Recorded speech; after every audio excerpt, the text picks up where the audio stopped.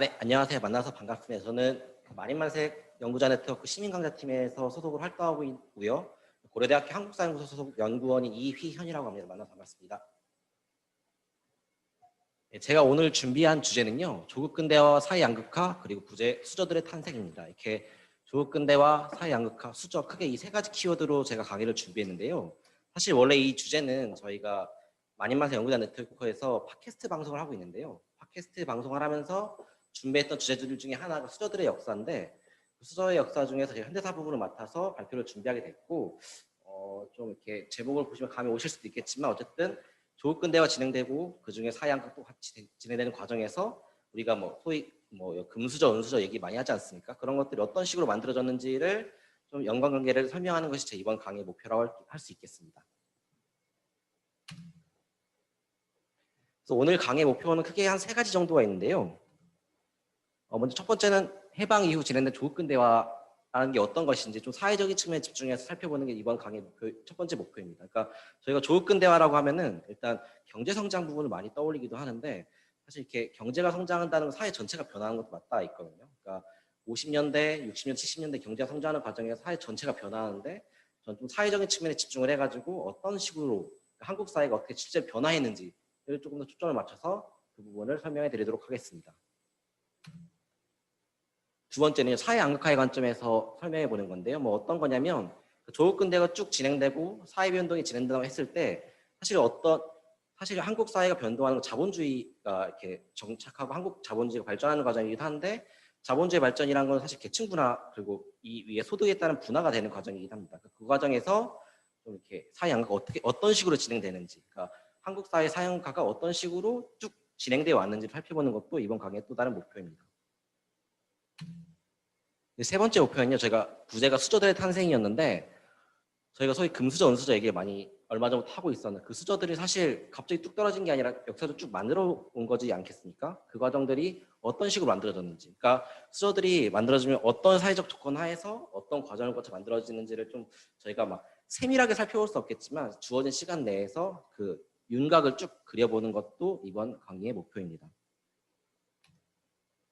사실 이 세 가지 목표화해서 제가 궁극적으로 준비한 가장 큰 질문은 이겁니다. 한국 사회의 사회 양극화를 역사적 관점에서 바라본다면 어떠한 평가가 가능할까? 이건데요. 사실 이 큰 질문을 제가 한 강의를 통해서 설명하는 건 쉽지 않습니다. 그래서 저도 그냥 이거를 쭉 이거에 대한 답을 제시하기보다는 제가 이 강의를 준비하면서 크게는 이 질문을 염두에 두면서 강의를 준비했고 강의를 들으신 여러분들도 이거를 염두에 두시면서 이런 주제를 중심으로 이 강의가 진행되고 있구나. 를 염두에 두시면 들어주면 감사하겠습니다. 다시 한번 이 주제의 메인 테마는 한국 사회의 사회 양극화를 그러니까 역사적 관점에서 바라봤을 때 우리가 어떻게 볼 수 있을까? 이걸 쭉 염두에 두시고 강의를 쭉 들어주시면 될 것 같습니다.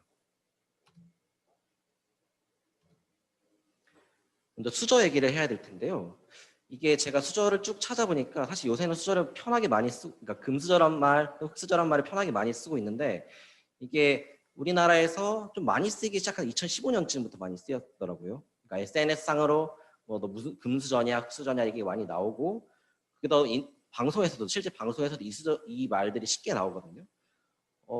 이게 사실 저도 처음 들었을 때 모르는 말이지만 딱 들었을 때 뭔지 알 것 같은 직관적인 단어인데 이게 조금 더 구체적으로 살펴보면 당시에 돌았던 그림 중에 이런 게 있더라고요. 보니까 말 그대로 금수저는 뭐고 은수저는 뭐고 동수저는 뭐다 해가지고 각 수저에 따른 기준이 적혀 있습니다. 이 기준이 뭐냐면 그 부모의 자산을 기준으로 평가하는 건데 가령 동수저를 보면 가장 낮은 동수저인데 이게 2015년 기준이에요. 자산이 5억 원 이상이고 가구 연수입이 5,500만 원 이상이래요. 이것도 사실 2015년 기준 쉽진 않거든요. 이 정도 돼야 동수저고 금수저는 자산이 20억 원 이상이니까 사실 정말 쉽지 않은 건데 이런 식으로 그 부모의 자산을 기준으로 수저의 색깔을 매기고 얘기하는 게 수저 얘기라고 할 수 있습니다. 좀 웃기지만 또 슬픈 그림도 있는데 흑수저 빙고 게임이라는 것도 있어요. 이게 뭐냐면 여러 가지 이렇게 해당되는 사항을 동그라미 쳐가지고 몇 개가 되면 빙고가 되면 넌 흑수저다 이런 건데 내용이 좀 슬퍼요. 집에 비대 없음. 저는 동그라미 하나 접어야겠죠.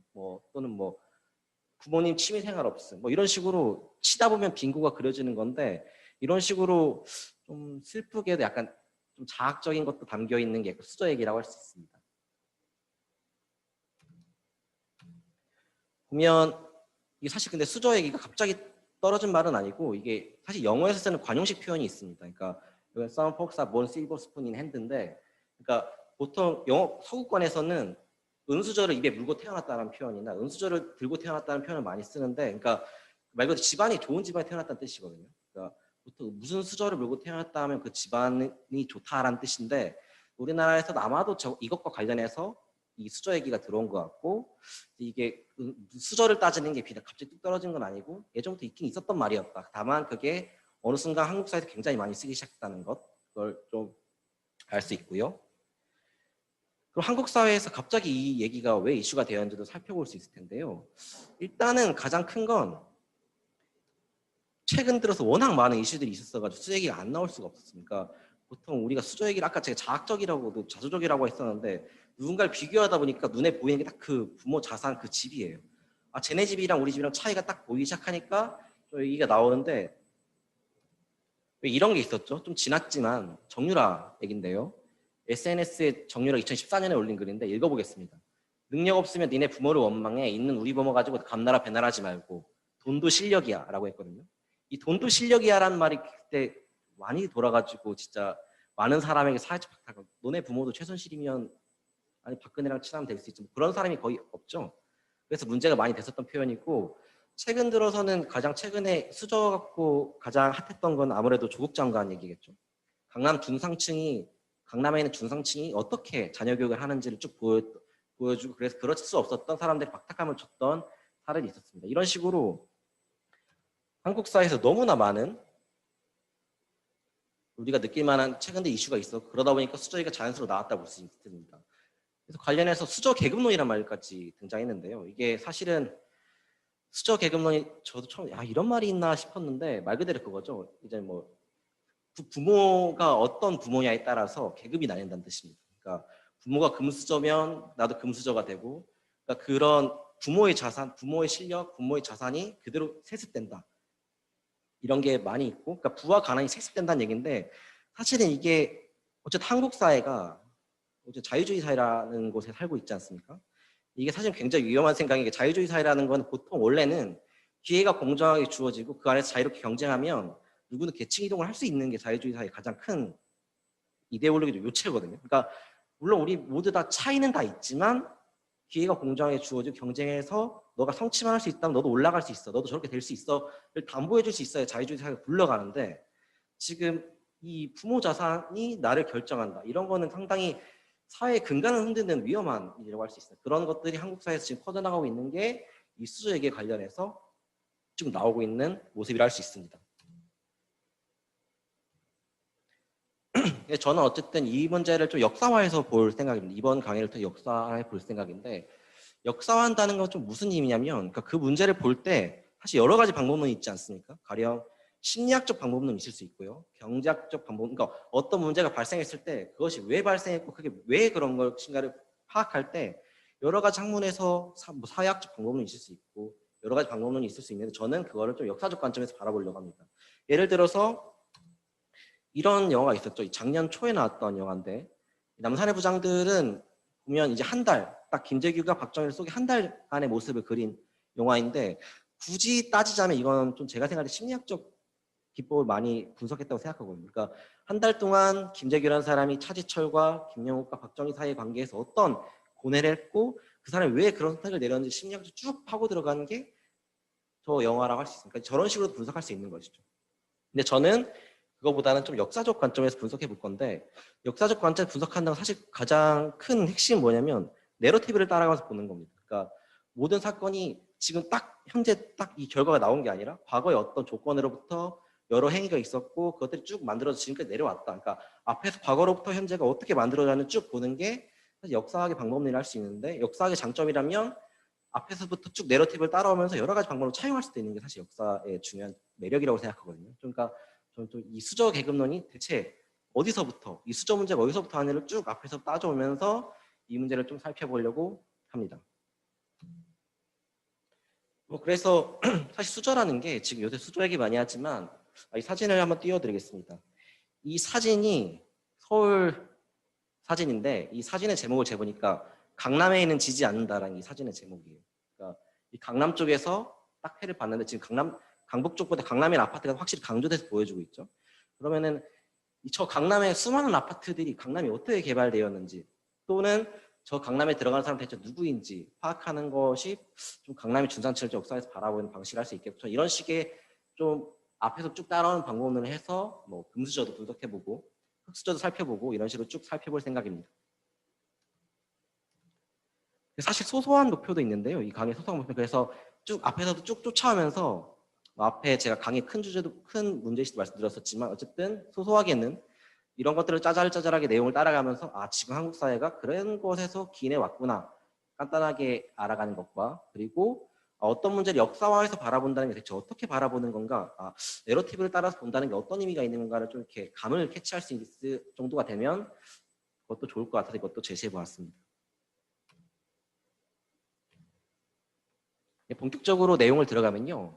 조근 대화라는 걸가 사실 제가 메인 첫 번째 키워드로 놨는데 아까 제가 서두에 말씀드렸죠. 보통 조근 대화라 하면은 경제 성장을 많이 떠올립니다. 산업화, 그 못 살았던 나라가 어떻게 부국이 되는지 박정희 정권이 또는 박정희 정부가 경제 기회를 어떻게 추진해왔는지를 중심으로 조근 대화를 파악하는 경향이 많은데 사실 여기 근대화란 말은 어떤 의미도 포함하고 있는 말 그대로 사회가 변화하는 거예요.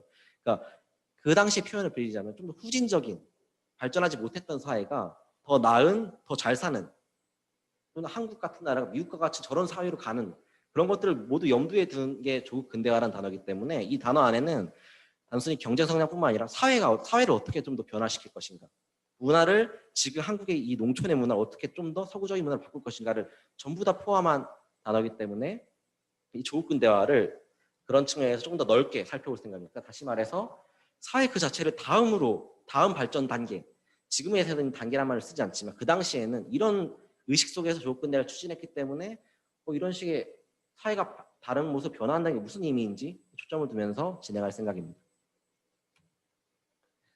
근데 어쨌든 50년대 한국 사회 같은 경우에는 사실 아시아에서 거의 가장 가난했던 나라 중에 하나죠. 저희가 알고 있는 아시아의 모든 나라 중에 물론 저희보다 가난했던 나라도 있긴 하겠지만 거의 한국이 가장 후순위에 있다고 보면 됩니다. 그런 나라였고 그런 나라가 이제 변화하는 스토리죠. 조국 근대화라는 게. 그래서 50년대 한국 사회의 키워드를 쭉 뽑아보면 보통 어쨌든 가난이란 말을 뺄 수는 없고 정책, 뭔가 이렇게 쭉쭉 나가야 되는데 뭔가 지지부진한 모습이 이 당시 한국 사회의 모습, 우울한 전후 사회란 말이 사실 이 시대에 그러니까 당시 살았던 문학가들 있지 않습니까? 소설가들, 문학인들 표현에 이런 식의 약간 감정이 우울함이 많이 갇혀있는 50년대 한국 사회를 알 수 있습니다. 근데 그럴 수밖에 없었던 게 사실 이 당시 한국 사회 산업구조가 붕괴되어 있는 상태라는 게 무엇을 의미하냐면 일제시대 때 어쨌든 뭔가 개발이 되지 않습니까? 일제가 어떤 식으로 개발을 진행해 나가는데 이남 지역은 지금의 남한 지역은 농촌을 쌀 생산을 주로 하는 지역이었고 이북 지역은 지금 북한 지역 어쨌든 함경도를 중심으로 공업화가 진행되어 있습니다. 그래서 딱 나누긴 어렵지만 보통 이북 지역은 공업화가 어느 정도 되어 있고 비료 생산도 거기서 하고요. 전력 생산도 거기서 하고 얼마는 제조업도 북쪽에 있습니다. 남쪽은 거의 다 쌀농사 지역이어서 쌀을 생산해서 일본 쪽으로 이출시키는 게 주요 목표죠. 근데 해방이 되고 38선이 그어지고 나니까 이남 지역에는 그러면 이제 전력시설도 없고 산업시설도 거의 농촌만 남아있는 상태인 거죠. 그러니까 이런 식으로 경제가 완전히 분화된 상태이기 때문에 일단 기본적으로 어려울 수밖에 없고 그런 상태에서 전쟁까지 나니까 이 남아에 있는 얼마 안 되는 시설들까지 파괴돼 버려서 사실 경제적으로 엄청 어려울 수밖에 없는 구조적으로 어려울 수밖에 없는 상태였고요. 그 전쟁까지 나니까 사회 기반 시설이 부족합니다. 아까 전력 시설도 북쪽에 있다고 말씀드렸었는데 그 당시 한반도의 전력은 수풍 때문에 북한 지역에서 생산된 전력이 남쪽으로 오게 되어 있는 시스템인데 북한에서 그걸 끊어버리거든요. 그러니까 50년 남한은 단전이 엄청 많이 돼요. 공장도 제대로 돌릴 수 없고 왜냐하면 전력이 부족하니까 집에서 그리고 전력도 부족하고 상하수 시설 당연히 미비하겠죠. 그런 게 거의 없는 상태고 기본적으로 사람이 살아가야 되는 집도 부족합니다. 주택이 너무 많이 파괴가 돼가지고 사람들이 살아야 되는데 그 살아갈 집도 모자랍니다. 이런 식으로 생활을 유지할 수 있는 기본적인 수단 자체도 굉장히 부족한 상태여서 삶의 질이 굉장히 악화된 상태였다고 볼 수 있고요. 세 번째로는 어쨌든 그러면 그런 사회를 변화시킬 동력들이 필요한데 당시 한국 사회가 정치적으로 이승만 정권이죠. 이승만 정권기 안에 사실 뭔가 좀 나은 개발을 한다거나 이 사회를 변화시켜 타개할 만한 능력이 많이 부족했던 사실이고 그걸 위한 경제적 자원도 부족합니다. 돈이 일단 없으니까요. 개발하거나 사회 기반 시설 지금 돈이 필요한데 돈이 부족한 상황이었고, 사회적 자원, 인재 풀도 너무 부족. 그러니까 기술자들이 일단 너무 부족해요. 이런 식으로 뭔가 그 다음 단계로 개발하거나 뭘 하기에는 너무나 부족한 상태였다. 그래서 한국 사회가 그 당시에 좀 정체된 사회였다고 보는 게 일반적으로 그 당시 사람들의 인식이라고 할 수 있습니다. 그래서 뭔가 경제 개발이 본격적으로 시작되는 건 사실 60년대부터인데요. 우리가 생각하는 산업화나 뭐 제조업, 공장들이 들어서는 게 60년대 모습이라고 할 수 있습니다. 이 사진은 포항제철 완공 사진인데, 사실 포항제철 완공은 1970년대 일이지만 제가 굳이 이 사진을 띄운 이유는 이런 식으로 우리가 생각하는 뭔가 산업화라는 의미의 진정한 산업화가 시작된 게 60년대부터라는 뜻 의미에서 한번 이런 사진을 가져와 봤고요. 뺄 수 없는 게 이런 경제개발 5개년 계획이겠죠. 우리가 보통 경제개발하면 먼저 떠올리는 1차 경제개발, 2차 경제개발 5개년 계획인데 이 시기부터 시행이 됩니다. 그리고 미국의 개발원조 정책 전환과 대한원조 강화. 이건 또 이게 왜 중요하냐면, 미국 같은 경우에는 한국에 당연히 원조를 엄청 하고 있는 상태에서 50년대부터 50년대 미국의 한국에 대한 원조라는 것부터 군사 원조가 중심입니다. 전쟁이 이미 난 상태고 북한으로부터 북한의 남침을 계속 막아야 되고 한국 이남 지역의 남한의 군대를 강하게 유지시켜야 되기 때문에 군사적인 측면에 중점을 둔 남한의 군사를 유지시키는 식의 원조를 중점적으로 진행하게 되는데, 이게 한국뿐만 그런 게 아니라 당시 미국이 전 세계로 냉전을 벌이면서 소련의 공산주의 침투를 막기 위해서 원조라든 거의 대부분의 지역에서 군사 원조를 중심으로 진행이 되는데, 이러다 보니까 미국에서 어떻게 판단하게 되냐면 50년대 말에 이런 식으로 끝이 없겠다. 군사 원조만으로는 이 문제가 공산주의 침투나 공격을 막을 수가 없다. 그게 중요한 건 그 원조를 받는 국가들 경제적으로 성장을 해서 자신들이 스스로 방어할 수 있는 능력을 키워주는 게 오히려 자신들의 돈도 아끼고 궁극적으로도 해결 방법이 되겠다라고 해서 60년대 들어가면서 우리가 아는 케네디 행정부 그 양반이 들어서면서 뭔가 원조 정책을 경제개발 중심으로 강조하는 방향으로 정책을 전환하게 됩니다. 그 과정에서 남한에 대한 원조도 물론 군사 원조도 계속 중요하지만 남한에 대한 원조도 경제 원조를 좀 해보자. 경제개발에 대한 원조를 하기 시작합니다. 남한 경제력도 키우는 작업을 미국이 하기 시작한 것이죠. 근데 그것과 앞에 위에 있는 남한 정부 경제개발 5개년 계획이 맞물리면서 실질적으로 경제개발이 진행이 되는 것이죠. 또 빼놓을 수 없는 게 있는데, 이건 뭐 한국 정부도 의도한 것도 아니고 미국 정부도 의도한 것은 아니지만, 이 동일한 시기에 인도 차이나 반도에서 베트남이죠. 지금 베트남 지역에서 계속 그 북베트남과 남베트남 사이에 계속적인 전투와 진영 싸움이 있었습니다. 게릴라전이 계속 일어나고 있는 상황이었고, 그러다 결국 20대 중반에 미국이 베트남에 참전하게 되는 베트남전을 본격적으로 벌이게 되는데, 이때 미국이 전쟁을 벌이면서 전쟁이 일어나면서 미국의 수많은 우방 중에서 베트남에 전투 부대를 파견한 나라가 유일한 동맹국이 한국입니다. 한국이 거의 유일하게 미국 제외하고 전투 부대를 대규모로 파견해서 베트남에 참전하는데, 이게 사실 엄청나게 한국의 경제에 도움이 많이 됩니다. 그러니까 그냥 군대를 공짜로 보낸 게 아니고 군대를 보냈으니까 그 대가를 받아야 하는데, 그 미국이 군대를 파견하는 대가로 경제 원조 확대와 군사 원조 확대를 약속했고요. 그리고 거기 베트남 파견된 군인들이 있지 않습니까? 베트남 파견된 군인들이 받는 월급이 미화 달러로 받는데, 그게 한국 군인 기준이 아니라 미국 기준에 새로 받기 때문에 그 달러가 생각보다 엄청 크고 그 달러가 한국으로 송금이 됩니다. 그리고 또 베트남에 한국 기업이 진출을 해서 거기서도 돈을 벌고요. 그런 식으로 베트남 특수라는 현상이 벌어지면서 한국 사회에 뭔가 개발할 수 있는 돈이 현금이 들어오게 됩니다. 그것과 맞물려서 이건 뭐 의도치 않았겠죠. 이것들이 모두 맞물려 실질적으로 경제개발이 조금씩 진행될 수 있는 상황이 만들어진 것이죠. 그래서 경제가 성장하고 소득이 증가하는데, 뭐 이건 저희 일반적인 내용이니까 근데 가장 중요한 건 산업구조가 이과저과 변화하고 있다는 거예요. 그러니까 산업구조가 변화한다는 거는 아까 50년대에는 남한 지역의 농업 중심의 사회였다고 말씀드렸지 않습니까? 그러니까 60년대 초반까지도 한국 사회의 가장 중요한 수출품 다 1차 산업에 나오는 농어촌, 쌀 이런 것들이에요.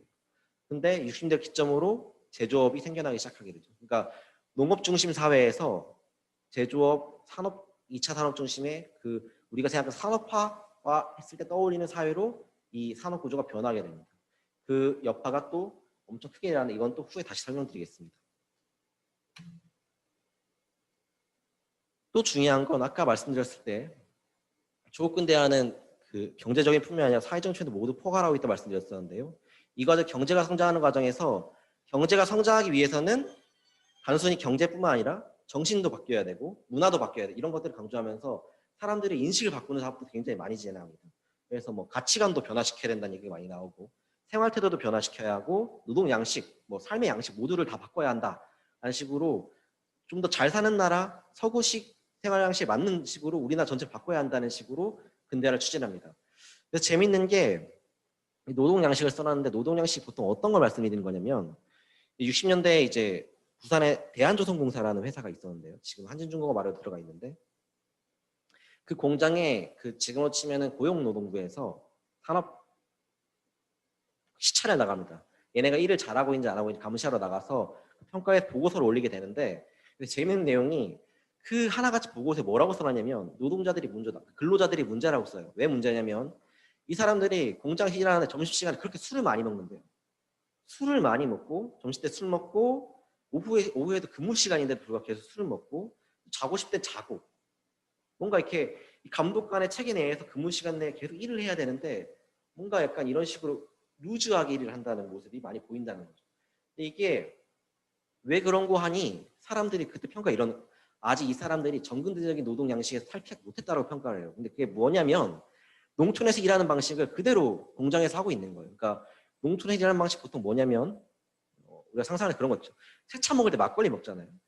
세차 먹으면서 많이 오전에 열심히 일했으니까 막걸리도 한잔하고 좀 자다 일어나서 다시 일하고 농촌에서 일은 자기 일이기 때문에 누가 감독하고 이런 것도 없진 않겠지만 기본적으로 내 할 일이 끝나면 쉬는 구조예요.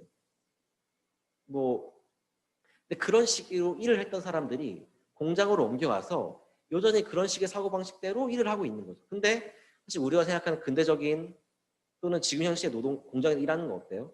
출근해서 카드 찍고 들어가서 출석 체크를 하고 들어가서 시간에 쭉 일하다 쉬는 시간 잠깐 쉬고 다시 쭉 일하다가 점심시간 쉬고 그런 식으로 쭉 일하고 그 시간에 쉬지 못하게 되어 있죠. 보통 그렇게 되어 있어요. 술 먹는다거나 그런 거 말이 안 되죠.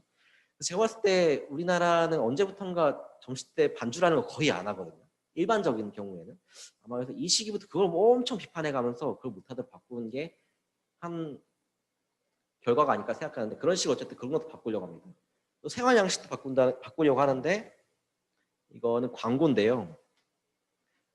현대 생활의 필수품에서 엔젤 전기 냉장고 광고입니다. 물론 이 냉장고 보급은 60년대보다는 70년대 중후반에서 나타나는데 이런 식으로 뭔가 우리가 생각하는 근대적인 좀 현대 생활할 수 있는 생활 가전들 있지 않습니까? TV, 라디오, 냉장고들이 60년대 후반부터 보급되기 시작해 물론 뭐 냉장고는 80년대 가야 집에 많이 들어오지만 어쨌든 이 시기에 의식적으로 뭐 보통 그 당시 집에 냉장수단이 없지 않습니까? 아이스박스를 사고 팔던 시대인데 냉장고를 사야 된다 이런 의식적으로 해서 그래야 우리도 좀 잘 살 수 있는 나라로 갈 수 있다는 식으로 생활 방식 바꿔라 하고 광고에서도 그런 걸 되게 강조하는 모습들이 이 시기에 보이기 시작합니다.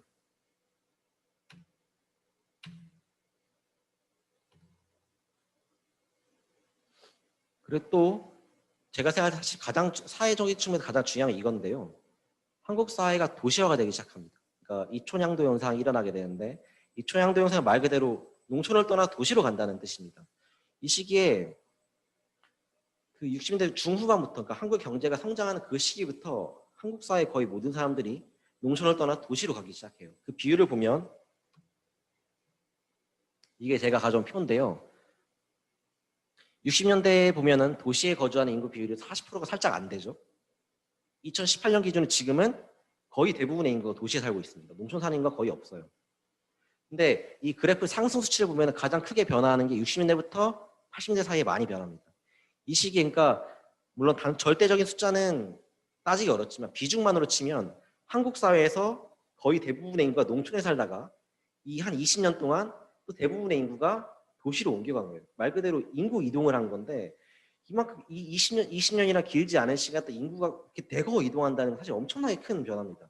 생각해보면 연구가 없는데 그냥 다 가는 거예요. 그 수많은 사람, 수백만의 사람들이. 이거가 가져온 사회 변화에 가져오는 측면이 엄청나게 컸고 이걸 중심으로 살펴보는 건 의미가 있을 것 같아요. 이 얘기를 계속 좀 더 해보려고 합니다.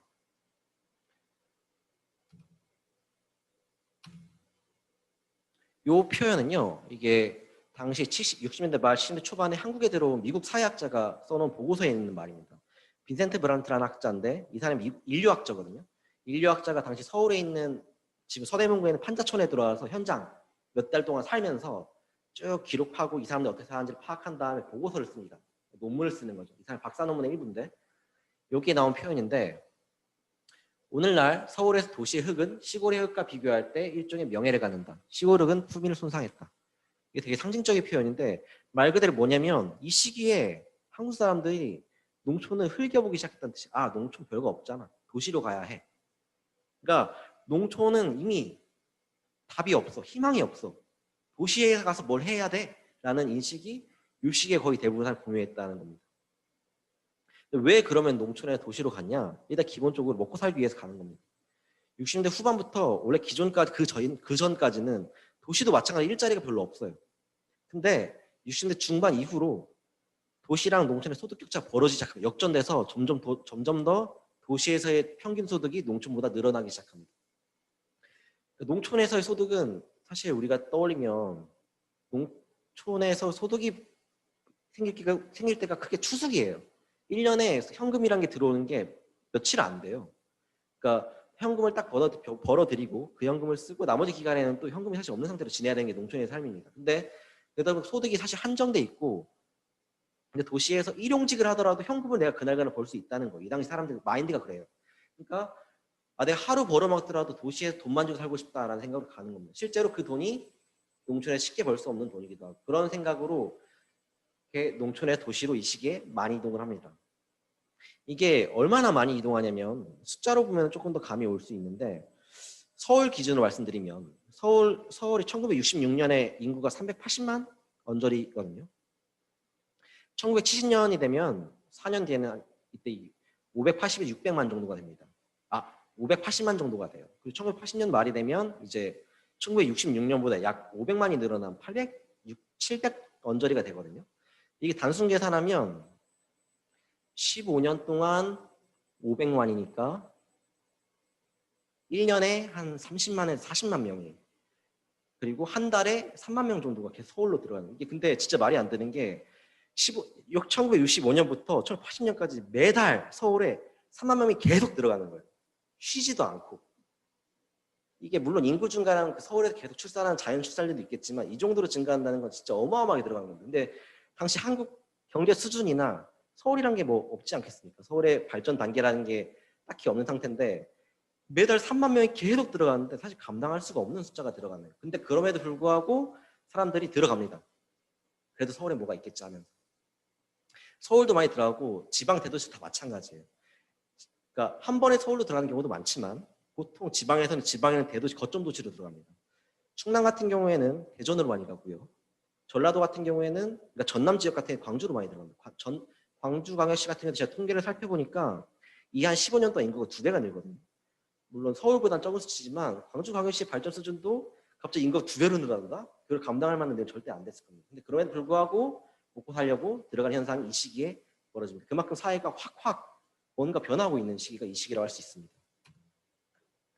그래서 이 시기에 나왔던 소설 중에 서울은 만원이다라는 소설 그 작품이 있는데 요거는 그 약간 만원님을 상징하는 사진이죠. 이거 사실 버스기사 안내만 하면 딱 바로 나온 사진인데 사람이 이렇게 많이 들어가니까 교통시설도 다 마비예요. 이렇게 가야만 출퇴근을 할 수가 있어. 매 시간마다 이렇게 사는 겁니다. 이런 식으로 그만큼 도시에 있는 인구가 가득가득 차고 있는 상황이 그래서 이 사람들이 어떻게 살아가고 어떻게 생존, 어디서 사는지 문제가 사실 이 당시 한국 사회의 모습을 되게 결정하는 모습 중에 하나라는 게 하나라고 할 수 있습니다. 그래서 이 노래는 그냥 제가 갖고 왔는데 왜 갖고 왔냐? 이 노래 사실 70년대 나온 노래지만 송대관 노래죠. 쨍하고 했던 날 있겠지 하면서 쭉 가는 거예요. 뭐 지금 나 정말 안 좋지만 서울 가서 꿈을 뭔가 이뤄보겠다. 거기서 뭔가 성공해보겠다는 마인드로 그냥 올라가는 겁니다. 이런 식의 마인드로 쭉 가서 가면 결국에 도시에서도 뭔가 문제가 발생하겠죠. 근데 이게 쭉 정리하자면 경제가 성장하고 인구가 이동하고 쭉 도시로 계속 가는데 결국 이 요체가 뭐냐면 한국에서도 한국의 자본주의라는 게 계속 우리가 아는 자본주의 사회의 모습이 계속 변해가는 겁니다. 그러니까 보통 자본주의 사람의 요체가 뭐예요?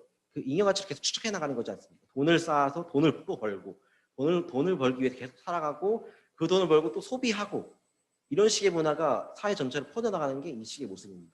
그러니까 농촌에서도 좋은 게 농촌에 사는데 도시로 가는 메커니즘이 보통 뭐냐면 지방에 있는 옆집 사는 친구가 서울 갔다 오더니 시계를 들고 오는 거야. 너 농촌에서 평소에 여기서 맨날 있어봐야 돈 이런 거 못 사지. 나 일주일 하니까 현금 벌어서 이거 사다 내려왔다. 그 사람도 돈 없어요. 그 사람도 돈을 모아 산 게 아니라 그냥 그 돈으로 산 거야. 근데 중요한 건 뭐냐? 돈을 벌어 쓸 수 있다는 거야. 농촌에서 돈을 벌어서 보통 농촌에 도시 돈 벌어 쓴다.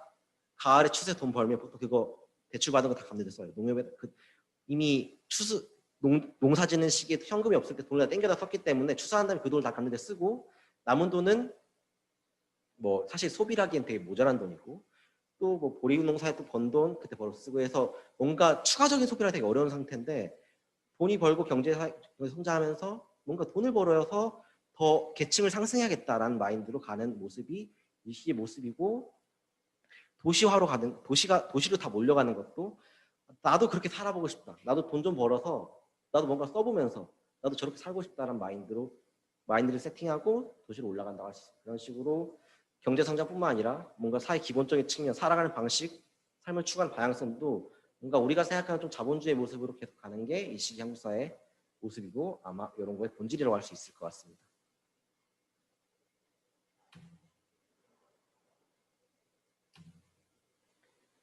그래서 이제 수저 얘기를 해봐야 될 텐데요. 그러니까 금수저, 은수저, 동수저라고 맨 처음 떴는데 사실 제가 봐서 금수저, 은수저를 중산층이라고 해야 되나?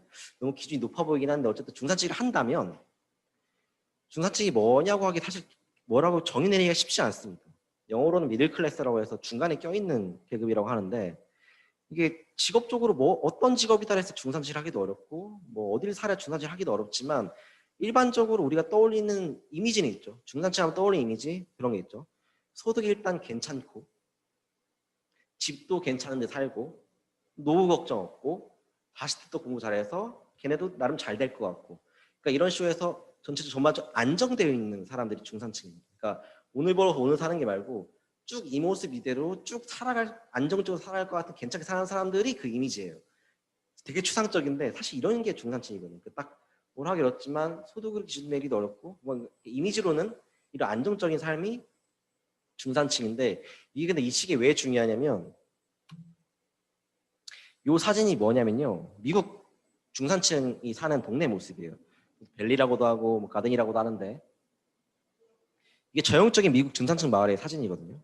이게 단독주택들 쭉 있고 동네 깔끔하고 각 마당이 다 있고 그 저 마당 안에 차 있고 그 저 집안에 들어가면 뭐가 있겠어요? 냉장고 있겠죠? TV 있겠고 다 갖춰져 있는 사람들이 사는 저 모습 그렇게 되는 게 미국 중산층의 모습이고 미국이 자랑하는 자신들의 부유의 상징입니다.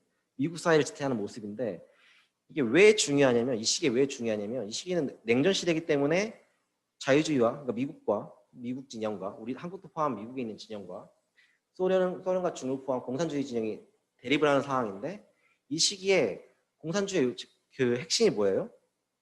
계급 갈등이죠. 자본가와 노동자가 갈등을 하고 그 갈등이 심화되다 보면 어느샌가 노동자들이 단결해 혁명을 일으켜서 사회를 얻고 공산사회를 만들어간다는 게 공산주의 혁명의 기본적인 내용인데 뭐 그 얘기를 반박하는 게 바로 중산층 얘기입니다.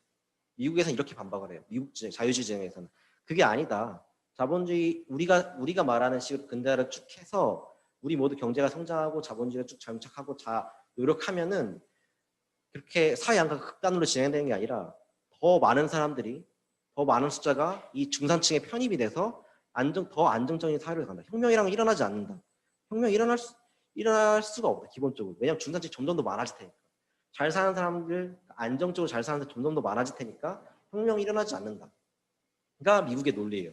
자유주의의 논리인 거죠. 그래서 이렇게 사는 사람들 많이 만들어내는 게 바로 자유주의 이데올로기의 되게 중요한 부분이겠죠. 이런 것들을 미국에서도 굉장히 강조를 많이 하고 당연히 그 진영 안에 포함되어 있는 한국에서도 중산층은 되게 많이 얘기를 해요. 실제로 뭐 추진하기는 어려운 부분도 있었지만 어쨌든 이념적으로는 중산층을 만들고 형성하는 게 중요하다는 건 이 시기에 정부 인사들이나 미국 모두 알고 있는 내용입니다. 그래서 중산층은 결국 뭐다? 이념적으로는 이 시기 냉전 시대에는 자본주의 사회를 지탱하는 핵심 계층이다. 되게 모순적인 말이지만 사실 자본주의 하면 되게 사회 한국 떠올리지만 이 시기에 이렇게 포장한 거예요. 그게 아니라 중산층이 많아질 수 있다. 그런 식으로 그 중산층을 어떻게 하면 많이 만들 것인가 또 되게 중요한 사회정책의 일부라고 할 수 있죠. 당연히 한국에서도 이걸 되게 인식하고 60대 후반, 그러니까 경제가 성장의 그 시작한 단계부터 정부에서는 국회나 뭐 회의록을 보면은 한국에서 중산층을 만들어야 되는 어떻게 양성할 것인가, 중산층 양성하는 문제를 본격적으로 논의하기 시작합니다. 근데 한국에서는 되게 재밌는 게 중산층 얘기가 주택 얘기랑 연결해서 나와요.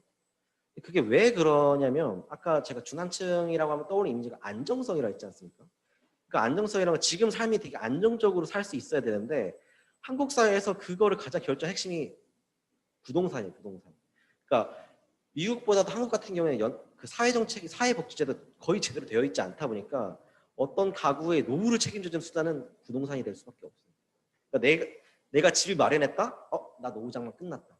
지금 여전히 지금도 똑같죠? 근데 이 시기에 똑같아요. 그러니까 주택을 마련해야 뭔가 내가 삶이 안정되고 더 힘들지 않을 수 있는 뭔가 내 미래가 보장된 것 같은 심지어 부동산은 이 시기에도 중요한 자산이니까 그래서 이 주택과 중산층 연결시키려는 시도 한국에서는 더 강조해서 하게 됩니다. 그런 모습 중에 하나가 요건데요. 요거는 60대 후반에 나온 신문 광고입니다. 신문 광고인데 보면은 동부 이촌동 한신 맨션 아파트 동자동 중상층 아파트입니다. 이거 아파트 파는 광고인데 동부 이촌동 하면 지금도 서울에서 강남만큼 알려져 있지 않지만 사실은 가장 좋은 동네거든요.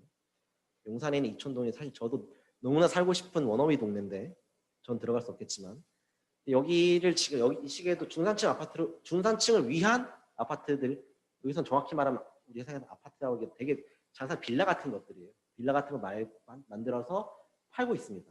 그러니까 의식적으로 중산층들 여기 와서 살아 이런 주택에 살아라는 식으로 미국 단지 만들듯이 이 당시 동부이촌동은 지금처럼 크게 아니라 진짜로 말 그대로 아까 교회거든요. 남산 이난 지역이 개발되지 않은 한강변 이렇게 의식적으로 만드는 거예요. 이런 것들을 한국에서도 하고 있는 모습이 물론 이 시기에 본격화되진 않지만 보이고 있는 것을 알 수 있습니다. 근데 물론 이게 서울과 지방의 차이는 분명히 있어요. 왜냐하면 중산층의 모습이라는 게 아까 말했듯이 되게 추상적이라서 지방에는 중산층과 서울에는 중산층 똑같이 살고 있냐 그러면 사실 조금 좀 애매하죠. 근데 제가 말씀드리고 싶은 그 핵심적인 방향성 면에서는 둘이 공유하고 있는 게 분명히 있다는 겁니다. 그러니까 자산 규모나 삶을 살아가는 방식은 좀 다를 수 있지만 기본적으로 그 주택을 부동산이라는 자산을 중심으로 교육에 대해 자식 교육에 열심히고 뭔가 안정적으로 살아가고 있는 그 핵심적인 방향성에 있어서는 규모를 차이를 떠나서 본질적인 측면은 거의 비슷한 면을 공유하고 있기 때문에 서울에서 그렇다고 기본적으로 이 얘기 가장 먼저 시작되어 나온 서울의 모습을 보는 게 굉장히 의미가 있을 수 있다는 게 제 생각이고요. 가령 저는 제가 지금 살고 있는 어머니네 집이 대전에 있는데요. 대전 같은 경우에는 구시가지와 신시가지가 나눠져 있어요. 구시가지는 지금 대전역에 있는 동대전 지역이라고 있는데 지금 가보면 지금 서울의 강북이랑 똑같아요.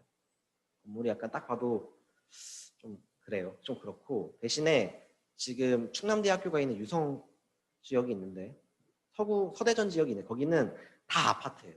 다 아파트가 들어있고 대전에는 유명한 학교들 거의 다 들어가 있어요. 그러니까 거기도 똑같이 잘 사는 사람들 뭐 우리가 소위 중산층이라고 할 만한 괜찮게 살다가 할 만한 사람들은 그런 삶을 택해서 거기 들어가 살고 있는 거죠. 제가 알기로 광주에서도 그런 동네가 있다고 제가 알고 있는데 거기도 새로 요새 막 올라오는 동네가 교육열로 유명한 동네가 있다고 하더라고요. 근데 어쨌든 그런 식으로 모습은 똑같진 않더라도 그 기본적인 본질적 측면은 공유하고 있는 게 있다고 생각하고 그래서 저는 어쨌든 가장 저희가 메인 테마라고 있는 이게 가장 잘 드러나는 서울 지역 중심으로 얘기를 좀 더 계속해 보도록 하겠습니다.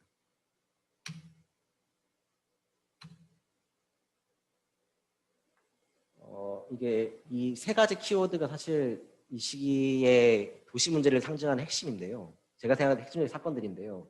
아까 전에 그 매달 15년 동안 매달 3만 명이 서울로 계속 들어갔다 했지 않습니까? 이 숫자를 당연히 서울에서 감당할 수가 없겠죠, 당연히. 일단 주택이 모자라요. 지금 이 시기 서울도 주택이 모자라다는 이 시기 얼마나 모자랐겠어요. 이게 창신동의 모습인데요. 창신동이 지금 서울 대학로 있는 동대문 있는 그 동네인데 완전히 낙산이겠죠. 지금 저기 낙산 아래로 지금 판자촌이 쭉 가득 차 있는 거 보이는데 저렇게 다 사는 거예요. 왜냐 집이 없으니까. 아니 농촌을 떠나서 도시로 가는데 살 집이 없으니까 일단은 저런 데 가서 사는 거죠. 이런 동네를 뭐 달동네라고 하기도 하고 뭐 판자촌이라고 하기도 하고 그냥 무허가촌이라고 하기도 하고 되게 뭐 말한 표현이 되게 많은데 어쨌든 이렇게 들어가 사는데 이게 뭐 이 동네를 조금 더 설명드리자면 무허가 판자촌이 사실은 전부 다 불법적인 동네입니다. 두 가지 측면에서 불법인데 첫 번째로는 저게 기본적으로 택지도 아니고요. 그러니까 집을 지을 수 있는 땅도 아니고요. 사유지도 아니에요. 거의 다 시유지나 국유지 아니면 남의 땅인데 일단 집을 짓는 거예요. 다 저렇게. 빈 땅이니까. 비어있는 땅에 누군가가 들어가 집을 지으면 그 다음에 올라가 또 집을 짓고 그게 50년대부터 쭉 해왔던 행동들을 이 시기에는 더 큰 규모로 하는 거예요. 더 많은 사람이 들어오니까. 그래서 일단 불법점이죠. 불법점이. 그런 면에서 일단은 무조건 불법이고요. 근데 그 두 번째로는 건축법상으로도 불법입니다. 그냥 건축법이라는 게 되게 자세하게 집은 어떻게 지어야 사람이 살 수 있는 집이라는 기준이 다 있거든요. 자재는 뭘 써야 되고 기본적인 평수는 어느 정도를 충족해야 되고 집과 집의 간격은 어느 정도 떨어야 된다. 그리고 도로도 어떻게 확보해야 된다라는 이렇게 주택을 어떻게 지을 때 어떻게 만들어야 된다는 기본적 법률이 다 정해져 있는데 딱 봐도 그런 건축법도 하나도 지킬 수 없게 지어져 있죠. 자재도 그때그때 벌어서 만든 주울 수 있는 자재로 집을 만들어 쓰고 집을 올리기 때문에 쉽지 않고요. 그때그때 돈을 벌 때 구할 수 있는 자재로 또 올리기 때문에 그 건축법상으로 절대로 허용될 수 없는 집들이 이 시기에 많습니다. 그런 식으로 이 불법적인 집들인데 서울시에서는 이걸 막을 수가 없어요. 왜냐?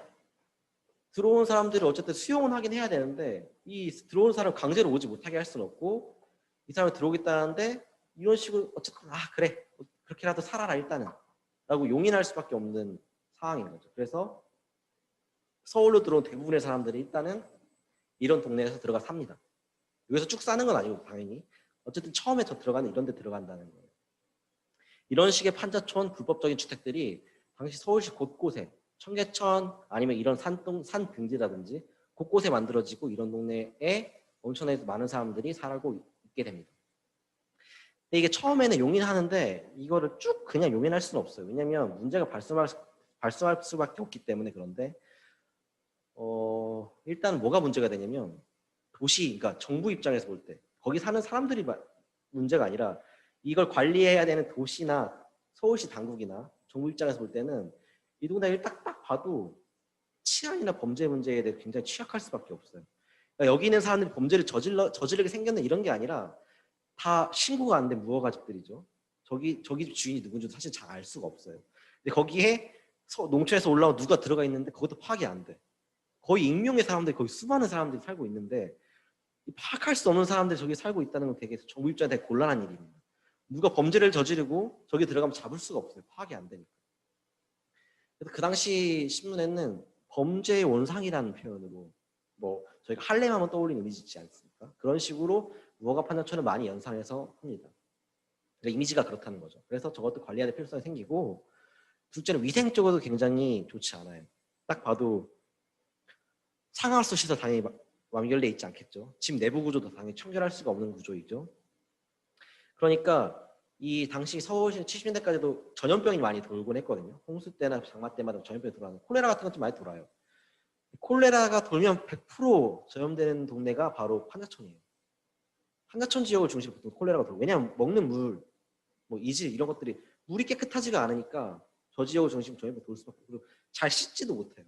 그러니까 전염병 같은 문제에서도 근데 여기서 나온 전염병이 어쨌든 여기만 있는 게 아니라 서울시로 커지겠죠. 그것도 관리해야 되니까 그런 것들도 문제라고 인식하게 되고 또 그런 것도 있을 거예요. 아마 불이 난다. 화재가 생기면 불을 진압을 해야 되는데 소방차가 들어가기가 어렵겠죠. 당연히. 불 나면 거의 다 타야 되는 자재도 당연히 허름한 자재를 많이 썼기 때문에 그러니까 도시를 관리하는 측면에서 굉장히 많은 문제가 발생하고 이거를 관리해야 되는 입장이 서울시에는 생기게 됩니다. 그래서 몇 가지 정책들을 실시하게 되는데 이거는 아파트 사진인데 뭐 첫째로 어떤 거라 하면 일단 철거를 다 기본적으로 하겠죠. 판자촌을 철거하는 거예요. 철거를 하는데 철거를 계속하면 그것도 답이 없죠. 왜냐면 철거를 해도 다음날 또 짓거든. 그 사람 어디 갈 수 있는 게 아니니까. 아니면 여기서 철거를 하면 다른 판자촌 옮겨가거나 그러니까 판자촌 문제 해결되지 않는 거예요. 그래서 어떤 걸 하냐면 시민 아파트라는 걸 만들기 시작하는데, 시민 아파트는 뭐냐면 철거한 땅에다가 어떤 시유지에다가, 그러니까 서울시가 소유한 땅에다 아파트를 올리는 거예요. 근데 아파트를 내부 마감을 전부 다 하는 게 아니라 골조만 해가지고 그냥 건물만 올리는 거예요. 안에는 철거한 주민들이 들어가서 니네가 알아서 적당히 꾸며놓고 살아라 이거는 거죠. 사실은 그냥 몰아넣는 거예요. 수용소 같은 거죠. 그러니까 올려놓고 안에는 마감 전혀 안 돼 있지만 거기 들어가서 일단 니네가 살아. 그래서 일단 들어가 사긴 하는데 사고가 많이, 그러니까 마감이 제대로 돼 있지 않다 보니까 거기서 애들이 많이 다치기도 하고 떨어져서 낙상해서 사고도 많이 나고요. 그러다 결국 사단이 나는 게 요겁니다. 요 사진이 와우 아파트가 붕괴한 사진인데 1910년 4월에 붕괴하거든요. 그러니까 아파트 한 동이 그냥 무너져 내린 거예요. 지금 당연히 사람들이 많이 사망했겠죠. 이게 그만큼 또 이게 쉽게 이렇게 무너진다는 게 공사 자체도 날림이었다는 거죠. 빨리빨리 만들어야 되니까. 그리고 지금 딱 봐도 산 위에 만든 거거든요.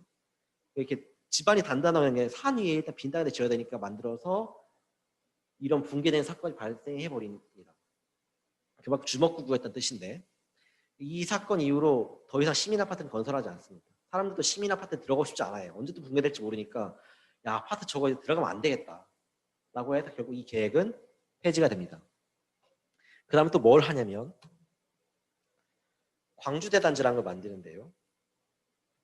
청계천 지역이 진짜 판자촌 계속 청계천을 중심으로 양쪽에 쭉 판자촌이 많았던 동네인데, 거기를 철거해서 서울 바깥으로 이주시키는 계획을 실시하는, 뭐 계획상 위성도시를 만든다라고 했는데 그 실상이 어떤 거냐면 지금 사진 보면 지금 빈 땅에다 천막들이 가득하죠. 이런 식으로 사람들을 옮겨다 놓은 거예요. 그 판자촌 사람들을 판을 다 부셔버리고 트럭에 그냥 태워가지고 여기다 내려놓고 여기다 살라는 거죠. 말이 안 되는데.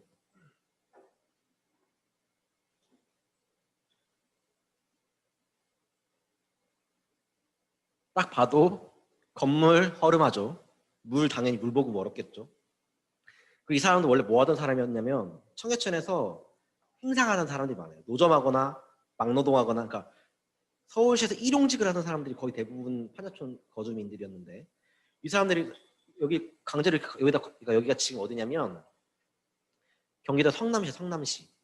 그러니까 서울 분당 바로 윗지역인데, 그 지역에서 서울 이 사람들이 청량리로 출퇴근을 해야 되는데 하루에 버스 타고 왔다 갔다 하려면 거의 너무 오래 걸리는 거예요. 아침 일찍 나가서 밤늦게 와야 되는 시간도 너무 오래 걸리고, 심지어 그것도 제대로 미비하니까 이 사람들이 먹고 살 길도 막히는 거예요, 거의. 결국 이 사람들이 참다 못해 폭동을 일으키게 되는데 그게 바로 광주 대단지 사건입니다. 이게 뭐 폭동이라 해야 될지 뭐라 해야 될지 뭐 표현에 대해서 의견이 분분합니다만은 실제로 어쨌든 참다 못해서 폭발한 거죠. 이렇게 우리 살 수 없다. 니네가 여기 와서 살려내놓고 아무 대책 없이 옮겨내 말이 되냐 해가지고 서울시 대표가 와가지고 협의도 하긴 하는데, 그 다음에 이게 원래 경기도 광주군 교회인데 여기를 그냥 성남시라는 걸로 만들어가지고 성남시를 우리가 니네 저대로 관리해주겠다라고 합니다. 그러니까 이게 성남시의 시초예요. 성남시가 이렇게 시작하게 되는데, 근데 딱 봐도 굉장히 주먹구구였던 걸 알 수 있죠. 근데 어쨌든 이런 식으로 이 판화촌 문제를 해결해야 되겠다는 생각들을 굉장히 어쨌든 하게 됩니다. 70년대 들어와서. 그래서 그 일환 중에 하나가 정확히 판자촌을 대상으로 한 게 아니지만 이 시기에 뭘 하냐면, 서울시가 그동안 도시계획이라는 게 따로 없었는데 이 서울시를 좀 제대로 개발해야겠다라는 것들을 70년대 말, 60년대 초반, 60년대 후반, 70 초반에 많이 하게 됩니다. 가장 대표적인 게 강남 개발인데요. 이게 당시 강남이라는 표현이 당연히 없었으니까 그때 당시 표현은 영동 개발인데요. 영동 개발. 왜 영동 개발이냐면 영동은 어디냐면 영등포의 동쪽을 얘기합니다. 왜냐하면 당시 강남은 아무것도 없는 동네였기 때문에 논밭만 있는, 저희 그런 사진 맨날 자주 인터넷 볼 수 있는데 아파트가 덩그러니까 옆에는 다 논밭, 즉 소각 농사 짓는 그런 식의 동네였기 때문에 뭐 영동 개발이라는 키워드를 시작해서 서울시에서 정부청 의식적으로 그 빈 땅을 강남 지역 개발하려고 노력하기 시작합니다. 그래서 경부고속도로가 그쪽으로 뚫리고요. 그리고 저희가 알고 있는 거의 유명한 강남 8학군에 소속한 학교들 이때 다 옮겨갑니다. 그러니까 원래 다 그 학교들이 당연히 어디 있었겠어요? 강북 종로 쪽에 있었겠죠. 종로 쪽에 있었던 명문 고등학교들을 전부 다 이 시기에 지금 강남 쪽으로 옮겨놓습니다. 학군을 옮겨놓고요. 그 기관들도 다 옮겨놓고 공공기관들, 특히 법원을 이 지역으로 옮겨놓는데 이런 것들을 이 시기에 하게 되고 그리고 거기서 건물을 짓거나 개발하게 되면 세제면에서 혜택을 줍니다. 세금도 덜 내게 하고 또 의식적으로 강북 지역은 개발을 못하게 막습니다. 몇 층 이상 올리지 못하게 한다거나 클럽이나 이런 술집 주점들을 못 만들게 한다거나 해가지고 의식적으로 강남 지역을 계속 개발하려는 시도를 이 시기에 하게 됩니다. 중요한 건 강남을 개발하는데 어떤 방식으로 개발하냐도 중요한데 중요한 게 토지구획 정리 사업이라는 것을 통해서 이 지역을 개발합니다. 이 토지구획 정리 사업이란 게 뭐냐면 당연히 원래 강남이란 게 정부 땅이 아니지 않겠습니까? 근데 이게 거기 개발해라고 거기에다 뭘 건물을 지어라 해도 사실 민간업자들은 들어가질 않아요. 왜냐하면 거기 아무것도 없는데 왜 들어가겠어요? 뭔가 들어가려면 누군가가 들어가서 도로를 내고 전기를 쓸 수 있게 만들어주고 그리고 뭐 단지를 만들어주고 뭔가 들어갈 수 있는 단지를 조성해야 민간업자들 들어가서 이제 거기 들어가서 뭐 건물을 뭐 할 텐데 그런 것들을 보통 정부가 합니다. 주택공사나 토지공사가 하게 되는데 그러니까 어떻게 개발하냐면 토지구획 정리사업이라는 방법에서 그걸 통해서 개발하는데 그게 어떤 거냐면 보통 그 지역은 다 사유지겠죠. 보통은 정부 땅이 다 사유지인데 그걸 일단 정부가 다 갖고 와요. 이거 우리가 개발할 테니까 일단 땅 우리한테 갖고 와봐. 대신에 우리가 그걸 개발할 테니까 그 전체 땅 중 일부는 우리한테 줘. 라고 해서 정부가 일부 땅 확보합니다. 그러니까 각자 쪼개져 있던 땅들을 정부가 다 합쳐서 이만한 깔끔하게 단지로 조성해 만들고 그 중에 일부를 정부가 갖고 파는 거예요. 그 판 돈으로 이 지역을 개발한 돈을 보전하는 거죠. 그러니까 지금 당장 이 개발할 돈이 없지만 그 토지를 잘 개발해가지고 이 토지 전체 가격이 뛴다? 그럼 거기 당에 속해 있는 정부가 갖기로 했던 땅도 같이 가격이 뛰면서 개발 비용이 보전되는 거예요. 그러니까 공짜로 개발하는 거예요. 토지 가격만 뛴다면. 그래서 의식적으로 정부가 뭐 개발하는 토지 가격이 뛰는 게 당연한데 더 뛰면 더 뛸수록 정부는 이득인 거죠. 그러니까 그런 방식으로 사업을 진행했기 때문에 이 지역을 쭉 개발하면서 토지가 어느 정도 부동산 가격이 뛰는 걸 어느 정도 용인해 가면서 개발을 진행합니다. 실제로 그 과정에서 당연히 토지 가격이 뜁니다. 그래야 이득이니까. 정부가 일정 조장하는 거죠. 그리고 다음으로 이렇게 정부가 계속 땅을 개발해 놓으니까 그 다음에 건물들이 들어가지 않겠습니까? 가장 중요한 건물들은 아파트들인데 지금의 강남은 떠올리는 아파트들인데 이 아파트가 처음에는 잘 안 지으려고 해요. 왜냐하면 이미지가 별로 좋지 않았어요. 아까 무너진 아파트도 있었겠지만 당시 한국 사회 사람들 입장에서 가장 선호하는 주거 형태는 단독주택이에요. 왜 그 아기 공룡 둘리 보면 고길동네 집 있죠. 그 돌담 있고 2층 단독주택. 거기가 가장 워너비 집이에요. 그렇게 사는 게 일단 가장 선호하는 집인데 아파트는 딱 봐도 원래 한국 사람이 살던 집의 형태가 아니잖아요. 딱 봐도 아파트가 무너져 내린 사례도 있고 아 저기는 우리가 그런 데서 왜 살아야 돼? 라는 식으로 생각하는데 사실 정부 입장에서는 땅도 좁은데 이 인구를 수용하려면 아파트로 가야 된다. 라는 게 인식이고 아파트를 지어라 하는데 잘 선뜻 지으려 하지 않아요. 민간업자들이 아파트를. 그래서 결국 이게 어떻게 진행되냐면 미국 돈을 들여와서 주택공사가 짓습니다. 대한주택공사, LH가 집을 짓게 되는데 LH도 돈이 없겠죠. 미국 원조 받아가지고 미국 돈으로 아파트를 올립니다.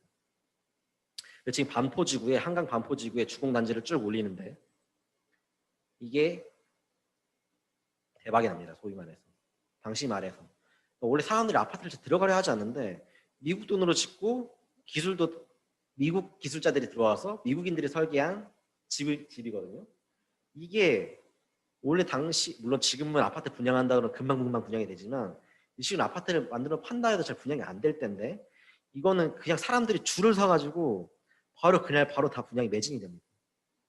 경쟁률도 꽤 지금 생각하면 뭐 높은 편이 아니라 그 당시 기준으로 꽤 높은 식으로 매진이 돼버립니다.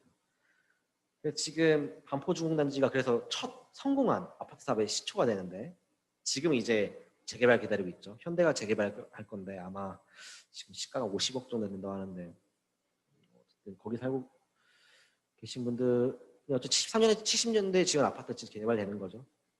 근데 그 아파트 반포 아파트 성공한 이후로 이제 그러니까 민간 개발업자들도 민간 주택업자들도 저게 돈이 되겠네라는 생각을 하는 겁니다.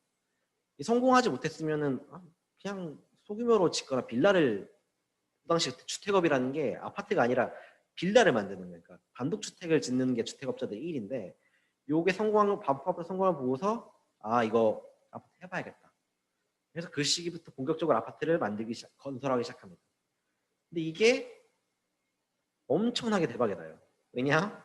토지 가격이 뛸 수밖에 없는 구조로 개발을 했고 또 아파트를 계속 짓는데 아파트가 돈이 된다는 걸 건설업자들도 알고 당시 돈이 현금이 있거나 아파트 팔면 분양에 참가할 수 있는 사람들 모두 다 알고 있어요. 그러니까 다 그 분양권을 사는데 혈안이 돼가지고 다 사는 거예요. 그러니까 짓기만 하면 가격이 오르고 그걸로 또 팔아서 또 건물을 지으면 또 가격이 오르고 이런 식으로 말 그대로 이 당시 건설업자들은 그 당시 표현을 땅짓고 헤엄치기라는 표현을 쓰거든요. 그러니까 돈도 안 들어요. 그러니까 빚을 지어서 대출을 받아서 건물을 짓고 그러니까 내 돈이 아닌 거예요. 내 돈이 아닌데 일단 건물을 지어. 중간에 필요한 건설금은 분양금 받아가지고 또 메꾸고 완전히 최종 건설비는 또 나머지 잔도금 받아가지고 해결하고 이런 식으로 하고 또 빚 지어서 또 짐을 올리고 이런 식으로 계속 돈 버는 거니까 없는 상태에서 돈을 벌고 이 시기에 우리가 알고 있는 거의 유명 그 당시 삼성은 아파트 사업 안 했으니까 뭐 현대나 대림, 벽산 이런 회사들이 이 시기에 되게 많이 크게 동부도 그렇고 많이 크게 됩니다. 그리고 거기에 참여한 사람들도 집을 산 사람들이나 투기에 참여해서 분양권을 다시 판 사람들이 모두 다 대박이 나는 돈 먹고 돈 먹기 시대가 됩니다. 이 당시에서 복분이라고 하죠. 그냥 투기 아주 열풍이라 가지고 아주 강남을 계속 개발시키는데 이게 아주 큰 일조랍니다. 근데 이게 마냥 또 이 투기라는 것도 나쁘게만 볼 수 없는 게 물론 나쁜 거지만 선악의 문제라고 보긴 어려워요. 왜냐하면 사기만 하면 돈이 될 수 있는 구조이기 때문에 사실 안 사는 것도 바보긴 해요. 사실은 돈 있으면 사는 게 사실은 뭐 불법이 아닌 이상은 사는 게 맞거든요. 그래서 이 사람들이 뭐 당시 뭐 돈이 있으면 일단은 거기 분양권에 일단 참여하는 거예요. 내가 살지 않더라도. 물론 이게 1인 1주택이라 못 사게 되어 있지만 다 편법상으로 사고 팔고 해가지고 이 당시 돈을 많이 버는 사람들이 생깁니다.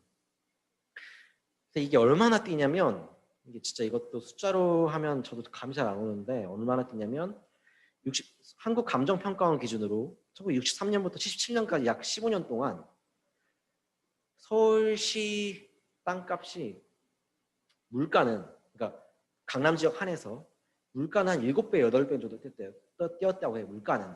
근데 강남 땅값이 180배가 뛰었다고 합니다. 그러니까 물가는 7배 뛰었는데 강남 땅값은 180배. 근데 강남도 다 균일하게 뛴 게 아니에요. 강남 전체고 특정 지역 압구정동이나 어느 정도 훨씬 더 많이 뛴 거예요. 그러니까 이 시기에 저기서 논하는 사람도 엄청 많았던 거죠. 그 전에 부자가 아니었다 하더라도 이게 뭐 우연의 일치라도 뭐 현금을 좀 모아 한번 사볼까 해서 샀던 사람도 모두 다 대박이 나는 구조가 일시 났는데 뭐 이거를 뭐 탓하기는 어렵죠 뭐. 하지만 제가 앞서서 투기해라라고 조장할 수 없지만 그런 식으로 굴러갔던 모습이 이 시기 강남의 모습이고 저희가 예전에 나왔던 영화 강남 1970이라는 영화가 있었거든요. 거기서 이제 조폭들도 있고 뭐 정치인들도 나오고 여러 사람 나오는데 거기서 다 그렇게 말 그대로 돈을 위해서 어떻게 하면 더 큰 돈을 벌기가 해서 막 치열하게 더 트던 데가 바로 저 강남이고 그것이 저거의 강남 개발의 시작점이라고 할 수 있습니다.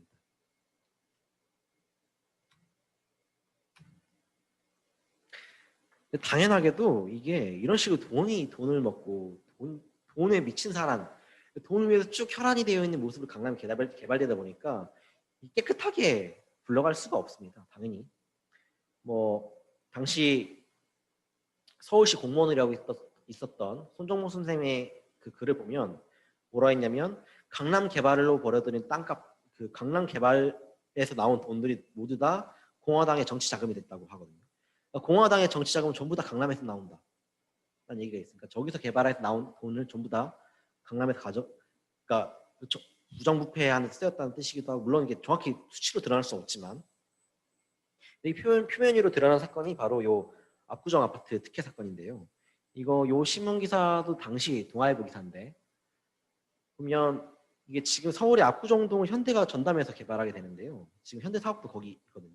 현대 아파트도 거기 있고 이 압구정 현대 아파트 당연히 지으면 당연히 가격이 뛰겠죠. 이걸 모두 다 알고 있어요. 현대가 맡아서 아파트를 거기다 지으면 저 아파트 가격이 뛴다. 저기 분양권을 받으면 당연히 엄청난 돈이 되는 건데 이 공정하게 분양이 되는 게 아니라 말 그대로 특혜 분양을 하는 겁니다. 여기 보면은 전 장관 현 차관, 의원, 판검사, 장성, 뭐 기관원, 국영업체 간부 다수가 특혜로 분양을 받았다고 해요. 찔러준 거죠, 너네 돈 주라고. 이 사건에 걸려가지고 이 사건은 적발이 돼가지고 신문에 나오긴 했지만 이 그렇게 수많은 아파트가 강남에 올라가는데 당연히 적발된 사건보다는 적발되지 않았을 사건이 훨씬 더 많았을 것이고 그런 식으로 이 개발 자체가 뭐 깨끗하지 않았고 당시 입장에 사회 양극화의 표본이에요. 그러니까 강북에 땅 있는 사람은 얼마나 억울합니까? 강남역 뛰는데. 그 당시에도 강남 개발, 이 강남 땅값은 문제가 많이 많았던 사건이고 이거는 그 중에서 딱 상징적으로 사람들이 분노가 폭발했던 딱 상징적으로 드러난 사건이라고 할 수 있습니다.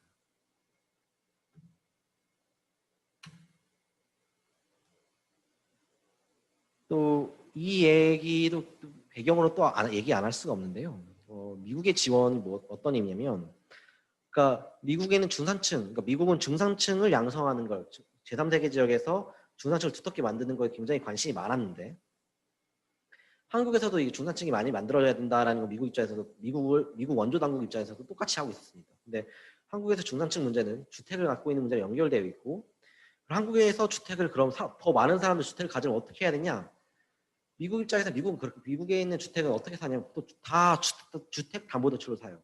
물론 이게 리먼브라더 터져가지고 2008년 금융위기로 연결되긴 했지만 기본적으로 미국은 다 주택담보대출로 집을 사게 되어 있습니다.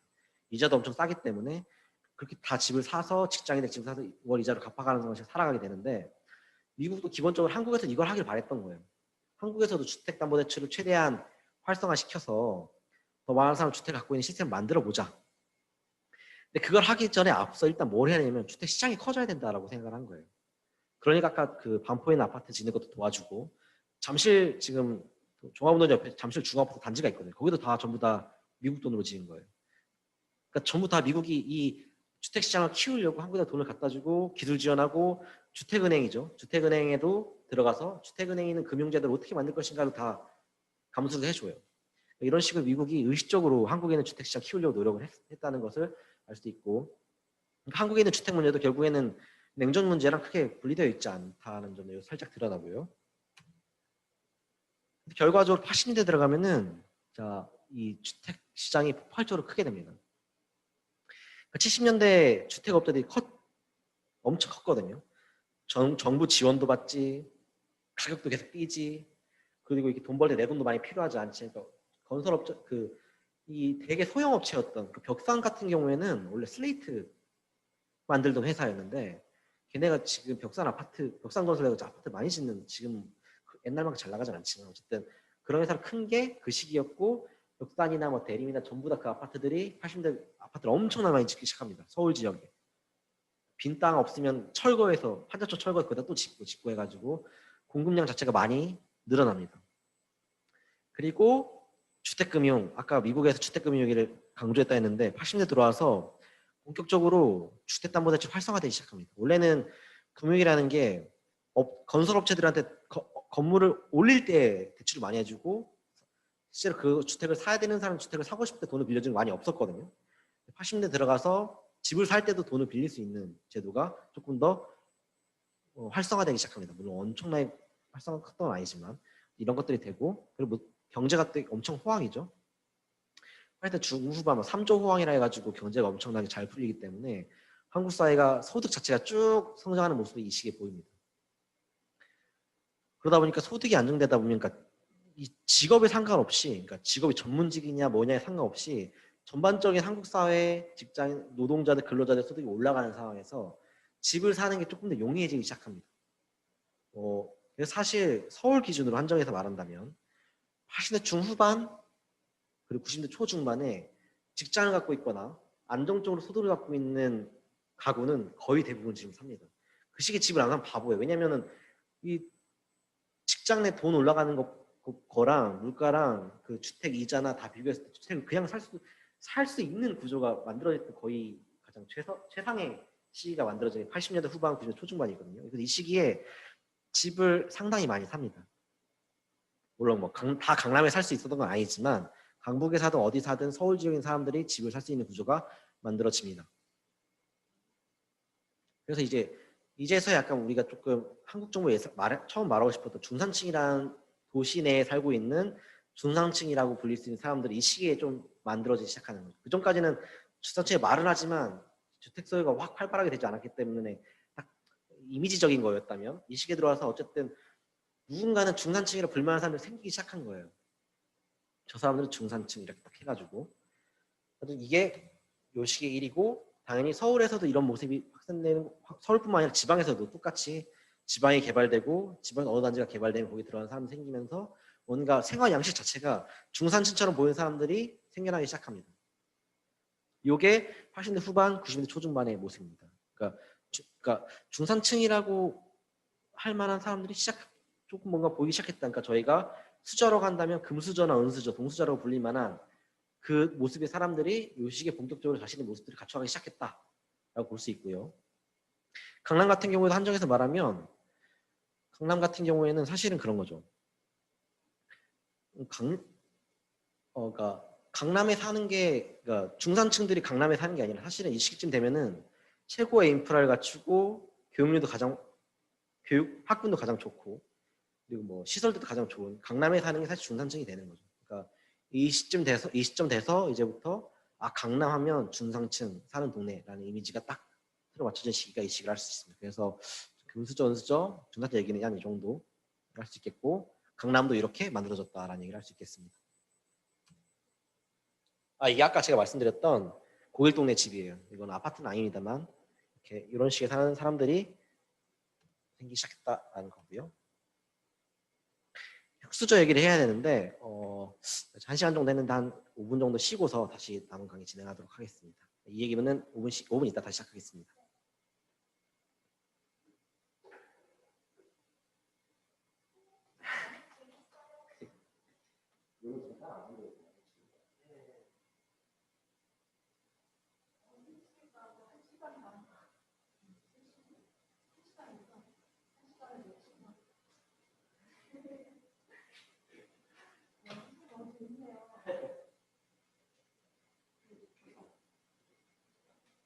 하나씩 다 갖고 있나요? 네.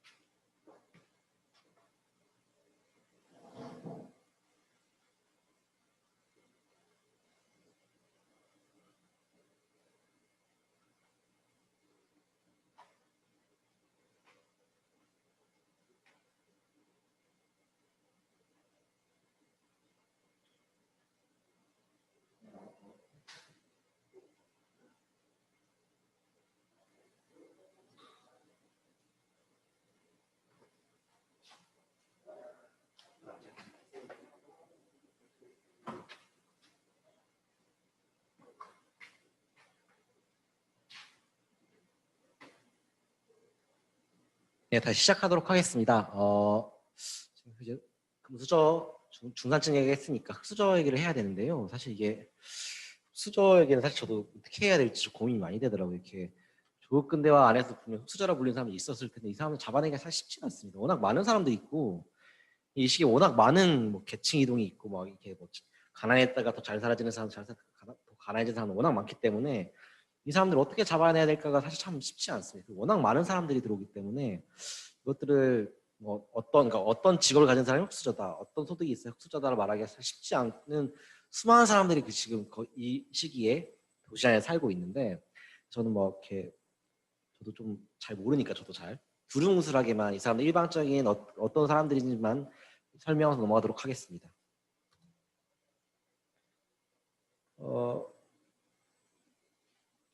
보통 흑수저라고 할 만한 어떤 대표적인 사람들은 누구라고 할 수 있냐면 그 아까 전에 제가 촌에서 도시로 올라간 수많은 사람들이 있었다고 했지 않습니까? 거기에 이제 수백만 사람들이 도시로 올라가는 그 사람들이 정착하는 데 판자촌이라고 했죠. 보통 그 판자촌에 들어간 사람들이 일단 흑수저라고 할 수 있을 것 같아요. 저희가 딱 물론 판자촌에도 뭐 그 부의 차이는 있겠지만 뭐 판자촌에 일단 농촌을 떠나서 판자촌을 일단 들어가는 사람이 일단 기본적으로 흑수저라고 불릴 만한 사람들인데 근데 문제는 이 사람들이 우리가 생각한 것처럼 그렇게 가난한 사람들만 올라가는 게 아니에요. 그러니까 농촌에서 물론 정말 가난한 사람들이 서울 올라가는 경우도 있지만 농촌에서 그냥 살고 있었는데 아 이거보다 더 잘 살고 싶어서 올라가는 사람들이 있는 거예요. 그리고 판자촌에 산다고 해서 그 판자촌에 쭉 거주하는 것도 아니고 그 살면 돈이 조금 더 소득이 생기면 더 나은 그러니까 C급 판자촌에서 B급 판자촌으로 올라가고 B급 판자촌에 돈이 면 A급 판자촌 올라가고 판자촌마다 다 주택이 생긴 게 다 다르거든요. 조금 더 괜찮은 판자촌 가는 거예요. 그리고 나중에 더 성공하면 정상적인 주택, 불법의 합법 주택에 들어가는 그런 식으로 쭉 이동하는 모습을 보이는데 그 안에서도 계속 근데 반대인 경우도 있겠죠. 오히려 떨어지는 경우도 있을 텐데 그런 식으로 많이 왔다 갔다 하는 경우가 있는데 그리고 이 사람들이 어쨌든 그런 좀 더 잘 살아보려고 서울에 올라온 일반적인 사람들이다. 그래서 사실 유학생들도 많거든요. 그러니까 지방에서 서울로 올라간 유학생들, 대학생들이나 고등학생들, 당신 고등학교도 유학을 많이 가니까 서울로 그 사람들도 처음에 살 때 뭐 보통 친척집에 살거나 판자촌에 있어요. 그 사람도 돈이 없으니까 학비가 없으니까 돈이 모자라니까 그 사람들도 결국 거기서 열심히 해가지고 공부해가지고 성공하는 사람들은 좋은 데를 가겠죠. 뭐 그런 식으로 뭐 이렇게 그리고 당시 또 보고 보면은 아 되게 열심히 사는 사람들이라는 이미지 되게 있어요. 그러니까 뭐 이 사진을 한번 볼까요?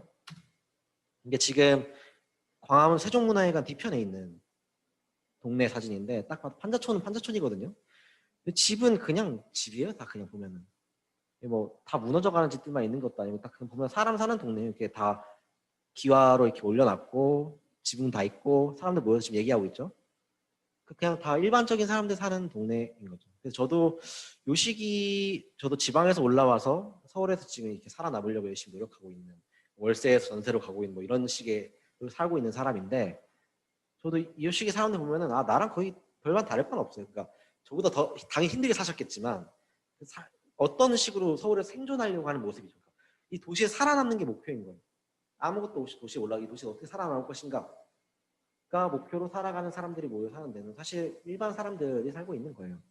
저도 그래서 보면서 뭐 나도 도시인민이지만 뭐 이 도시인민 그러니까 이 사람들 도시인민이라 한다면 나도 내내 도시인민이니까 생각을 하면서 이 사람들 보고 사실 뭐 그렇다고 해서 이 사람들 단순히 우리가 뭐 빈민 보듯이 그러니까 우리가 봐는 빈민이란 뭐 어떤 생활보호 대상자 이런 사람들이 사는 동네 그러니까 판자촌은 그런 건 절대 아닙니다.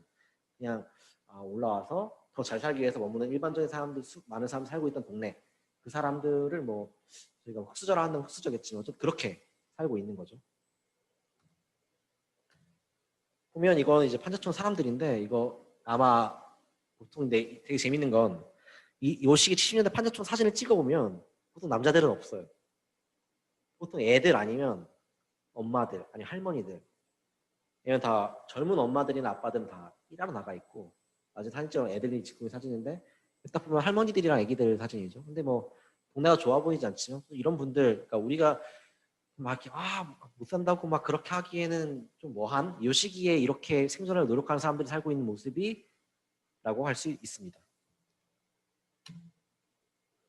그래서 뭐 기존 연구에서는 판자촌 사는 사람들을 도시 빈민이라고 해가지고 이 사람들을 이렇게 어떻게 규정해서 어떻게 규정하고 평가할 것인가를 많이 연구했는데 사실 어쨌든 방금 제가 설명드린 것처럼 딱 그냥 도시 빈민이라고 하기에는 좀 그래요. 또 그러니까 따옴표 치고 도시 빈민. 그러니까 이 사람들은 사실은 굉장히 평범한 그리고 우리 같은 사람들이라고 할 수 있는데 평범한 사람들이죠. 그래서 이 당시 보면은 달동네 하면 우리가 하면은 뭐 가난했던 사람들 많이 떠올리지만 보통 어떤 이미지들의 달동네를 좋아해요? 아니, 좋아한다기보다 떠올려요. 가난했지만 정이 있던 우리들 이런 이미지로 달동네 많이 떠올리잖아요. 그런 식의 사람들이 살았던 게 저 동네였고 판자촌이다라고 보면 될 것 같습니다. 이 노래는 개인적으로 제가 좋아하는 노래인데 이건 물론 90년대 노래입니다만 조용필 꿈 이건 엄청 유명한 노래고 조용필도 가장 좋아하는 노래 이 노래라 했거든요.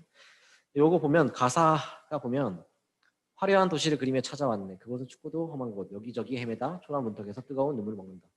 요 내력이 사실은 지방에서 올라와 서울에서 살아남으려고 노력하는 사람들의 감수성을 담은 노래라고 저는 생각하거든요. 그래서 저도 개인적으로 이 노래 되게 좋아하고 저를 약간 대변해준 노래라고 생각하는데 이런 식으로 이런 감수성 갖고 올라온 수많은 사람들이 이 하나촌이나 서울의 그 우리가 생각할 때는 조금 좋지 않은 동네에 살고 있던 거고 그 안에서 성공한 사람들은 올라가는 거죠. 우연히 운이 좋았다면 운이 따라줬다면 열심히 노력하고 운도 좋았다면 올라가는 거고 아니라면 뭐 거기 있을 수도 있고. 근데 어쨌든 중요한 건 그 당시 아까 제가 말씀드린 60년대 중반부터 80년대까지 약 매달 3만 명이 계속 서울로 들어갔는데 그래서 그 한 500만의 인구가 전부 다 지금 판사촌에 살고 있나요? 그건 절대 아니죠.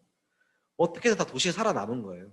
그 사람들이 전부 다 강남에 들어간 건 아니지만 서울 어딘가에서 다 살아남아서 정상적인 집에 들어가서 자신의 생존 삶을 유지하고 삶을 살아가고 있다. 보고 있고 그렇게 해서 제가 소재부터 잡으면 도시에 살아남죠. 도시에 살아남는 거죠.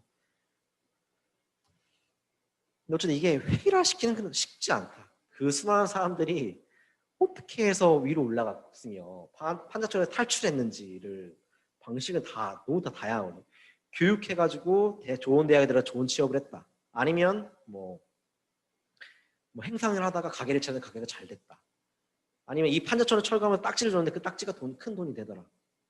어쩌다가 강남에 뭘 했는데 뭐가 대박이 났더라. 이런 식으로 아주 풀리는 방식과 또 집안이 몰락하는 방식, 가장이 다친다거나. 보통 이 시기에 가장 집이 무너지는 가장 흔한 패턴은 아버지가 다치거나 사망하는 경우예요. 왜냐하면 그 당시 일용직, 그러니까 돈을 벌어오는 가장의 역할이 너무 중요한데 사회복지제도 안 되기 때문에 누군가 돈을 벌어야 엄마나 아빠가 다친다? 그건 바로 그냥 가정이 무너지는 길이거든요. 그런 식으로 묶어주거나. 그러니까 여러 가지 패턴이 있기 때문에 획일화되지 않지만 어쨌든 이런 사람들 우리가 뭐 감히 흑수저라 불러야 될지 모르겠지만 그런 사람들이 도시에서 열심히 치열하게 살고 있었던 게 60년대부터 70년대, 80년대의 모습이라고 할 수 있습니다. 요 아저씨가요.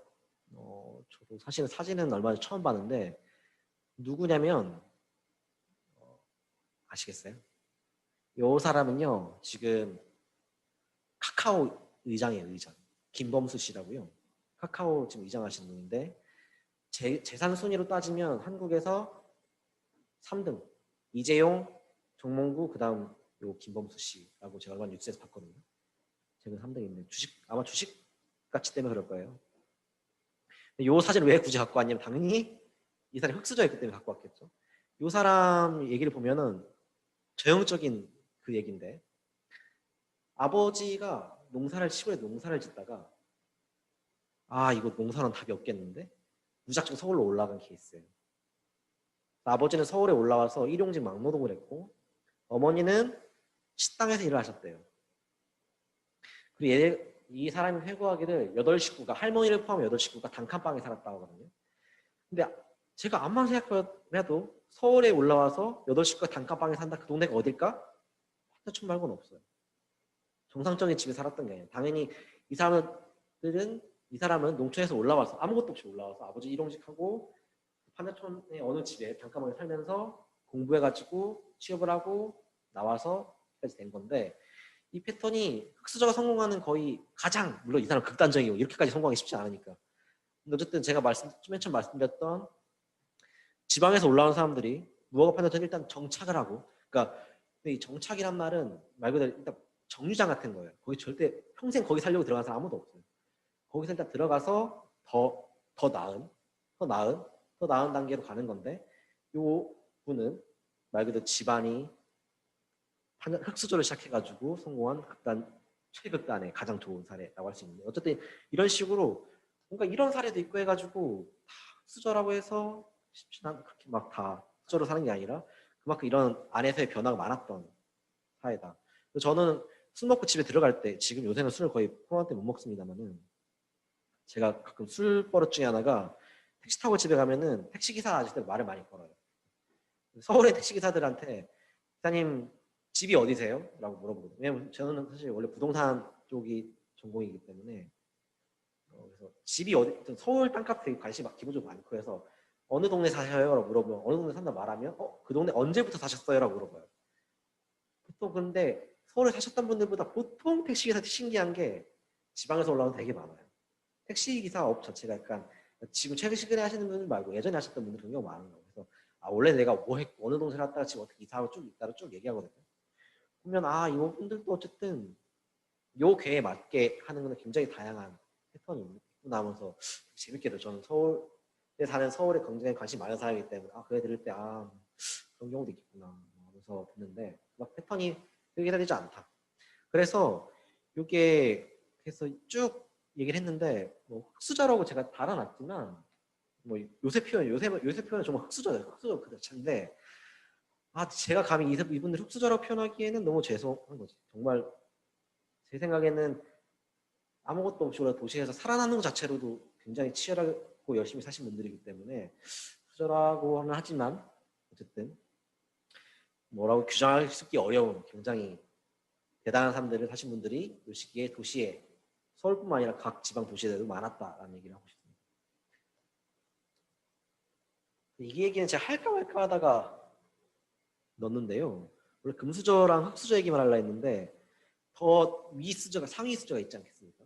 다이아 수저라고도 하라고 하던데 재벌 얘기를 간단하게만 짚고 넘어가도록 하겠습니다. 그러니까 사실 한국 자본주의, 한국 경제에서 가장 중요한 경제 행위자가 재벌 아니겠습니까? 왜냐하면 한국 경제 활동 거의 대부분 움직이는 패턴이 재벌들이 움직이고 있으니까요. 재벌들 뭐라고 할 것인가라고 하면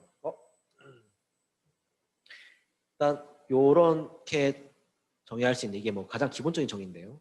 가족 중심 지배하에 다각화게 경영하는 대기업 집단. 그러니까 뭔가 이 가족들이 운영을 하고 한 기업만 하는 게 아니라 관련된 여러 기업 또는 관련되지 않더라도 여러 기업을 갖고 소유하고 있고 그것들 집단화를 이뤄서 엄청나게 큰 그룹을 형성하고 있는 것들을 재벌이라고 합니다. 그러니까 우리가 알고 있는 거의 모든 그 기업들 여기 들어가죠. 삼성, 현대, LG, SK 전부 다 우리가 알고 있는 거의 주요 큰 회사들은 다 재벌이라고 할 수 있죠. 다 가족 중심으로 돌아가고 있고 그 안에서 상속도 하고요. 이재용 같은 경우는 그래서 여기서 보면은 다이아 수저 최상위 수저죠. 이재용 회장은 지금 거기 구속돼 있지만 요 사진은 이것도 뭐 사실 유명한 아는 사람만 모르는 사람 모르실 텐데 오른쪽에 있는 사람은 유튜버입니다. 유튜버 하면지라는 유튜버고요. 지금은 뭐 연극 배우로도 하고 있다고 제가 얼마 전에 봤는데 이 사람이 지금 유튜버를 하고 있는데 왼쪽에 있는 사람은 이 유튜버의 아빠예요. 아빠랑 지금 같이 짜파구리를 해먹는 장면을 캡처한 건데 왼쪽에는 아빠가 근데 누구냐면 오뚜기 회장 함영준 씨입니다. 그러니까 아빠가 오뚜기 회장이고 뭐 회장 할아버지는 함태고 회장 명예회장이죠. 지금 오뚜기 회장을 모셔다가 짜파구리를 해먹어가지고 이 영상이 좀 대박이 나가지고 구독자 확 늘었거든요. 저 보면서 와 수저가 다르니까 저런 것도 할 수 있네라는 생각을 했었던 사례인데 물론 이분 열심히 사시는 분이겠지만 부럽긴 부러운 거니까 이런 사례도 있긴 있어요. 물론 근데 이분은 지금 딱 유튜브로 드러나서 이분은 얼마 전에 라세도 나오셨던데 그러니까 드러나서 우리가 알고 있지만 사실은 우리가 재벌들이 그렇게 많은데 그 재벌가 사람들 우리는 모르지만 얼마나 많겠어요. 다이아스도 있긴 있다고 해서 짚고 넘어갔습니다. 그래서 이 다이아 수저가 생긴 것도 사실 이것도 너무나 많은 기업들이 있고 삼성과 현대 뭐 SK 다 어떻게 크는 과정은 전부 다 다르긴 해요. 조금씩. 기본적인 경로를 공유하는 거 있기 때문에 기본 경로만 짚고서 넘어가는 식으로 얘기를 해보겠습니다. 불공정한 시작이라고 했는데 적산부라고 원조 경제 얘기를 안 할 수 없습니다. 적산부라는 뭐냐면 여기서 말하는 적산이라는 건 일본의 재산이죠. 그러니까 일제 식민지 시기에 조선 총독부와 조선에 거주하고 일본인들이 갖고 있던 재산을 이 사람들이 일본이 패전하고 조선이 해방되고 다 놓고 갔지 않겠습니까? 이걸 기본적으로 들어온 미군이 접수합니다. 미 군정이 접수해서 일본인들의 재산을 전부 다 관리하게 되는데, 미군 정도 평생 있는 건 아니고 당연히 나가니까 이거를 이제 한국인들한테 불화를 해야겠죠. 이걸 다 풀어줘야 되는데, 이 과정도 상당히 깨끗하지가 않습니다. 당연히 이 당시 뭐 이런 정보를 접할 수 있는 사람도 많이 있지 않고, 적산과 관련되어 있던 연줄이 있던 사람들이 가져간다든지, 아니면 적산을 불허하는 기업 관리와 알고 있는 사람들이 가져간다든지 해가지고 중간 연과 돈, 정경유착 문제가 엄청나게 발생할 수 있는 구조 속에서 쭉 불화가 됩니다.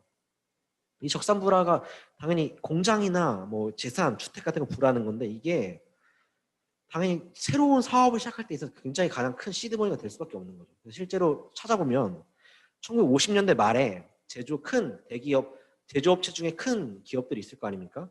그 중에 50%는 적산불화 기업들이 다 차지하고 있습니다. 그만큼 적산불화가 기업들이 크는데 아주 큰 영향을 미쳤다는 것이고, 그리고 원주 경제도 중요한 거는, 그러니까 적산불화 받고 전쟁이 난 다음에 이제 다시 그걸 불화받은 것들을, 공장을 불화받았다 하더라도 그걸 굴리려면 돈이 필요한데, 필요한 돈은 보통 원조를 통해서 받을 수밖에 없어요. 시멘트를 동양 시멘트라고 해서 지금 크진 않지만, 동양 시멘트도 일본 적산을 받아다 운영하는데 그 돈이 모자라니까 미국 원조들을 받아다가 거기다 키워줘요.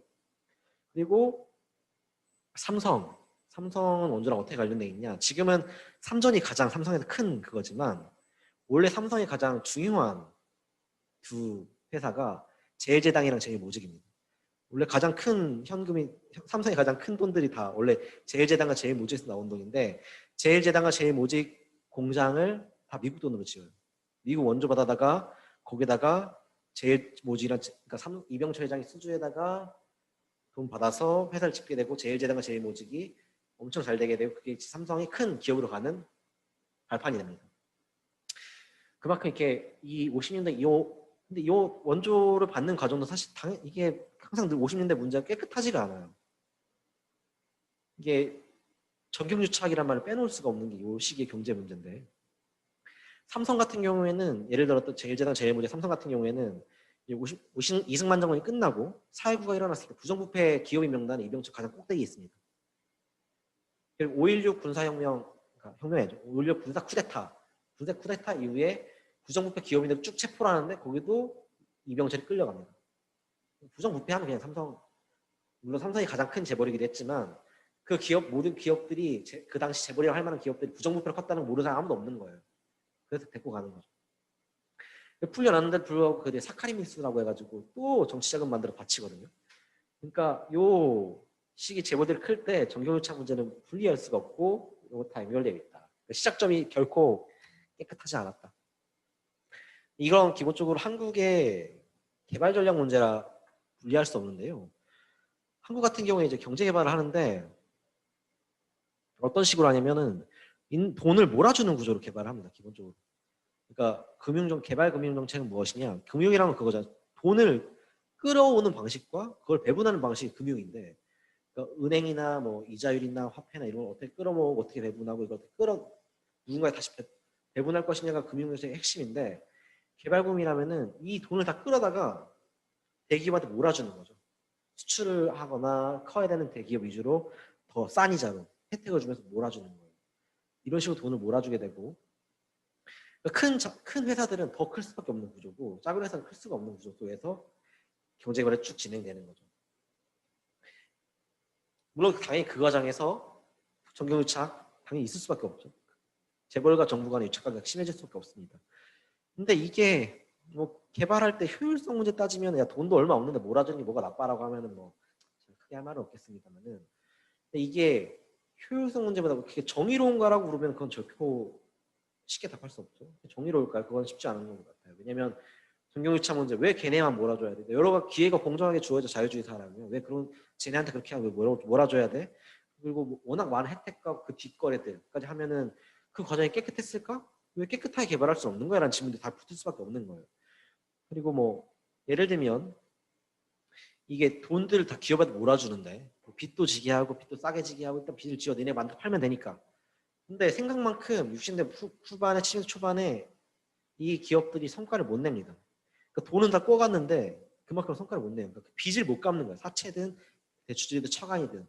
그걸 못 갚겠다고 하니까 못 갚겠다고 배째라는데 이걸 어떻게 해요? 박정희 정부가 유신을 하면서 경제적 유신이라고 하는데 8.3 조치를 내리면서 싹 동결해주고 싹 없애줍니다. 아 그래? 어떡하지? 어쩔 수 없지. 퉁쳐주는 거예요.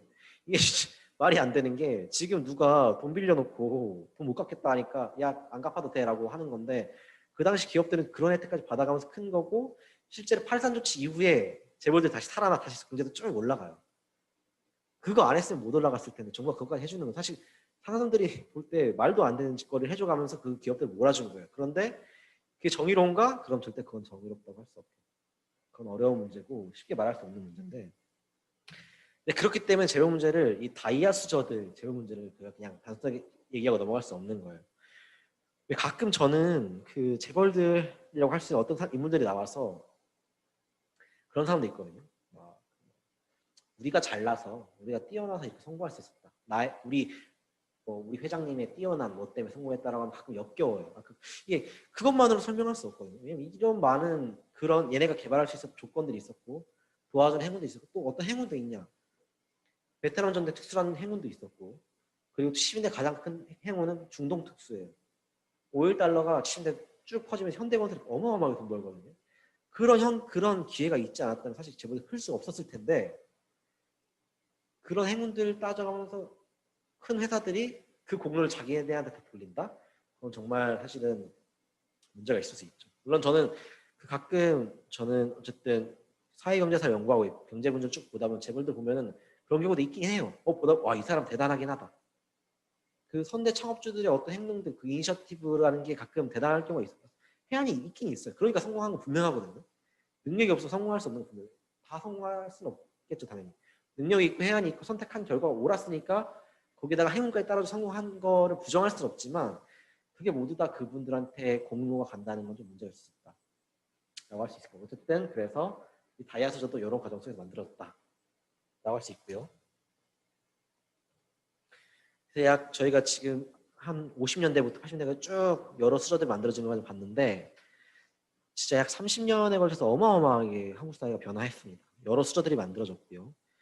그 경제 성장뿐만 아니라 아까 말한 도시화, 살아가는 모습 자체가 바뀌었습니다. 농촌에 살아가고 있던 대부분의 사람들이 도시에 살고 있고 1년 기준으로 농사에서 먹고 살던 사람들이 하루 기준 또 한 달 기준으로 돈 벌고 소비하고 살게 됩니다. 그러니까 자본주의 사회라는 이 명칭에 조금 더 적합한 이 표현이 좀 어폐가 있지만 자본주의 살아가는 사람들이 된 거죠. 대한민국의 사람들이. 그런 모습들의 변화가 요식에 일어났고 그 과정 자본주의화되는 과정 속에서 여러 수저들이 만들어졌다라는 게 앞의 내용이었고요. 이 내용들을 쭉 보면은 결코 여러 그 선택을 한 행위자들의 액터들에 의해서만 결과가 만들어진 게 아니라 그게 될 수 있었던 조건들이 있었던 겁니다. 그러니까 경제 개발을 한다면 경제 개발을 할 수 있게 만드는 미국의 정책이 있었던 거고 거기다 베트남 투자랑 운이 따랐던 것처럼 그 특정 시대의 조건이 있고 거기에 선택을 한 여러 개인들이 있고 심지어 거기에 여러 가지 우연들이 겹쳐가면서 결과가 만들어지는 거죠. 그러니까 지금 가령 예를 들면 강남 중상층이라고 하지만 그런 사람도 많아요. 제가 쭉 구술조사를 보다 보면은 70년대에 돈이 있었대요. 분명히 강남에 집을 살 수 있는 돈이 있었는데 그 사람은 나는 근데 서울은 강북이 서울이지 하고 약수동에 집을 사신 거예요. 그 78년에 강남에 집을 살 수 있었는데 자기 선택으로 약수에 단독주택을 지금 사셨는데 지금 그 결과가 어떻게 됐을까요? 엄청나게 다른 결과를 낳은 거죠. 그냥 선택일 뿐이었는데 물론 그분은 불행하진 않겠지만 그렇다고 모르겠습니다. 어쨌든 그런 여러 우연들이 겹쳐서 되게 다른 결과들을 만들어냅니다.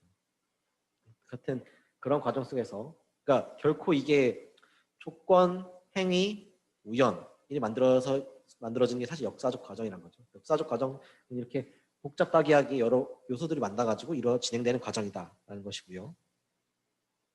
근데 당연히 그 과정 속에서 수저들이 만들어졌다고 했을 때 갈등이라는 건 분명히 있거든요. 왜냐면 지금만 갈등이 있는 게 그때도 갈등이 있긴 해요. 어쩔 수 없이. 사촌이 땅을 사면 배가 아프다는 말이 속담이 있는데 모든 시기나 똑같잖아요.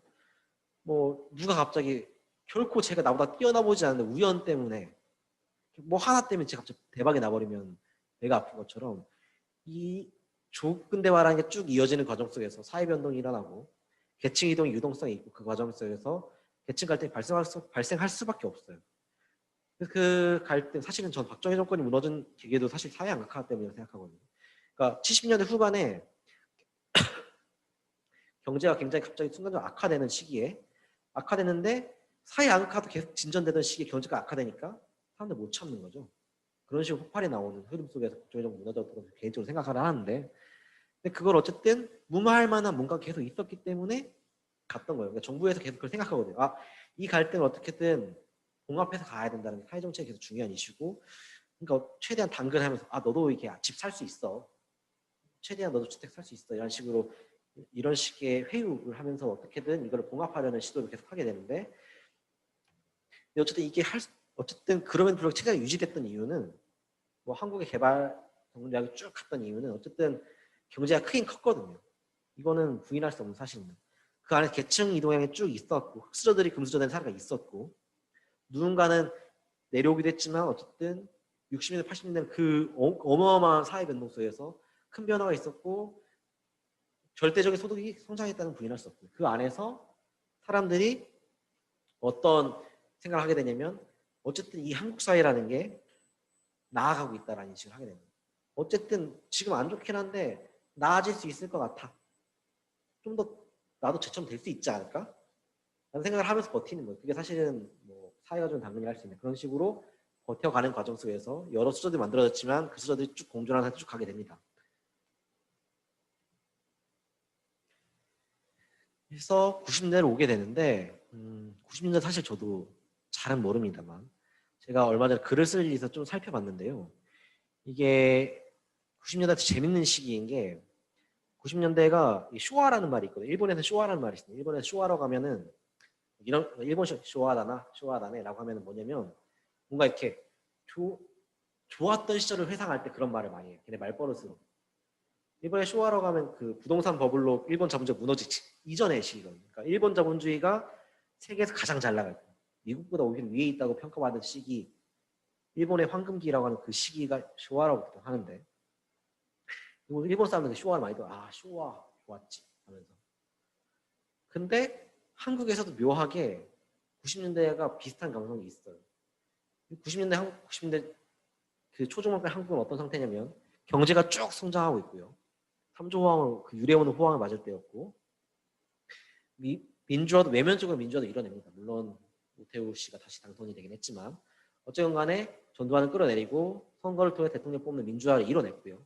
사회적인 민주화에 대한 자신감도 생겼고 그리고 북한과의 경쟁을 쭉 하고 있던 상황이었는데 이 시기쯤 되면은 동구권이 무너져야 됩니다. 소련을 포함한 공산주의 국가들이 무너져 내린 거 보면서 아 체제적으로도 나만이 옳았다라는 생각도 하게 됩니다.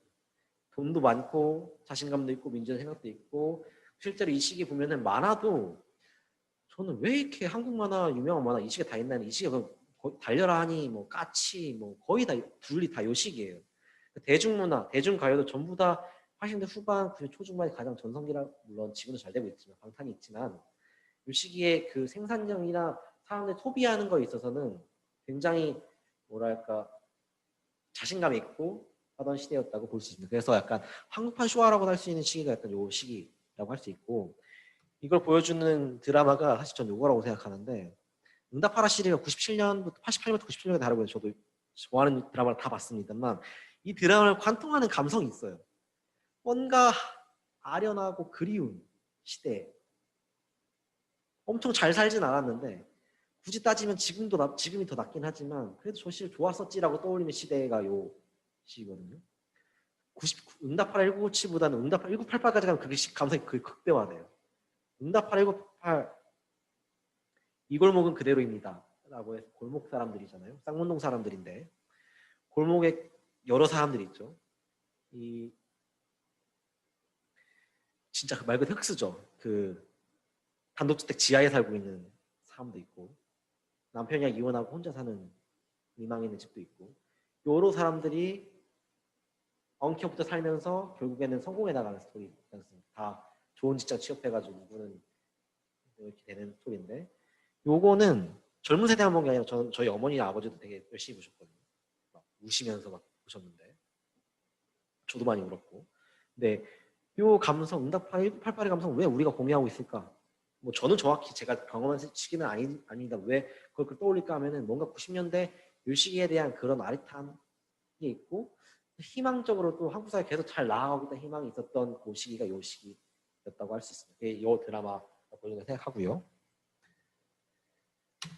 근데 우리가 전부 다 모두 다 알고 있는 것처럼 IMF가 터지죠. 97, 98년 IMF 터지고 나서 요 모든 희망들이 잘 나가고 있던 자신감이 전부 다 무너져 내립니다. 한순간. 뭐 키워드 IMF 위기, 신자유주의, 계층 갈등 심화, 비정규직 계약직 쭉 있는데 뭐 그냥 다 그전까지 한국 사회가 우리가 정말 잘 나가고 있어라는 말을 더 이상 할 수 없어진 시기가 이 시기고 이 시기 이후에 모든 게 바뀌죠. 게임의 규칙이 바뀝니다. 그러니까 다 더욱더 자본의 논리에 충실한 사회로 가는 거. 규제 규율 더 철폐되고 가고 이 뭔가 계층 갈등도 심해졌다고. 왜 계층이든 유동산 자체가 훨씬 더 닫힌 상태로 가는 거예요. 왜냐하면 이 표현을 불어든 계층 상대 사다리라고 하는데 내가 잘하면 더 잘 올라갈 수 있을 것 같은데 뭔가 경제도 어렵고 전부 다 어려우니까 뭔가 잘 안 될 것 같은 생각이 점점 더 2000년대 퍼지게 돼 IMF 위에 퍼지게 됩니다. 사실 게임의 규칙 자체가 바뀌는 건데 이전의 게임은 정확히 말하면 그 안에서 배분 문제, 정의 문제에 대해 그 문제의식이 있고 아 저거 아닌 것 같은 생각이 있긴 하지만 어쨌든 간에 파이가 커져가고 있어서 내 것도 커져가고 있다는 인식을 하고는 있습니다. 그래서 아 내가 저거는 불만인데 내 것도 커지긴 커지겠지? 라는 생각을 하고 있었지만 이 이후로는 파이가 커질 거란 기대는 별로 하지 않아요. 이 파이가 막 드라마틱 커져가지고 내 몫이 커질 거라기보다는 이 파이가 이만큼밖에 없는데 이걸 잘 갈라야 되지 않겠다라는 식으로 게임의 규칙이 약간 바뀌는 느낌으로 이 운동장에서의 시야의 방식이 바뀌어가는 게 요 IMF 이후의 시기라고 할 수 있습니다. 요러면서 저희가 맨 처음에 얘기했던 수저 계급론이 나오는 거죠. 게임의 규칙이 바뀐 상황에서 수저 계급론이 나오게 되는데 수저 계급론을 보통 누가 많이 얘기하냐면 출생 연도로는 90년대생 보통 90년대생들이에요. 그 대학 학번으로 따지면 10학번 이후 요 사람들이 보통 요 세대들이 수저 얘기를 가장 많이 했고 한국 사회에 대해서 비판적이고 세대 비판적인 얘기를 많이 합니다. 근데 요 사람들의 부모 세대가 누구예요? 386, 486, 586 이 사람들. 60년대 태어나서 80년대 학번 이 사람들. 이 사람들에 대한 이 사람들이 만들어 놓은 세팅해놓은 구조 속에 자신 살아가야 되는데 사실 그게 너무 마음에 안 드는 거예요. 너네는 그 계층이도 니네 어쨌든 아웅다웅하면서 뭔가 쭉쭉 해왔잖아. 근데 우리는 너네가 했던 규칙을 아예 다른 이 세계 속에서 희망이 없어.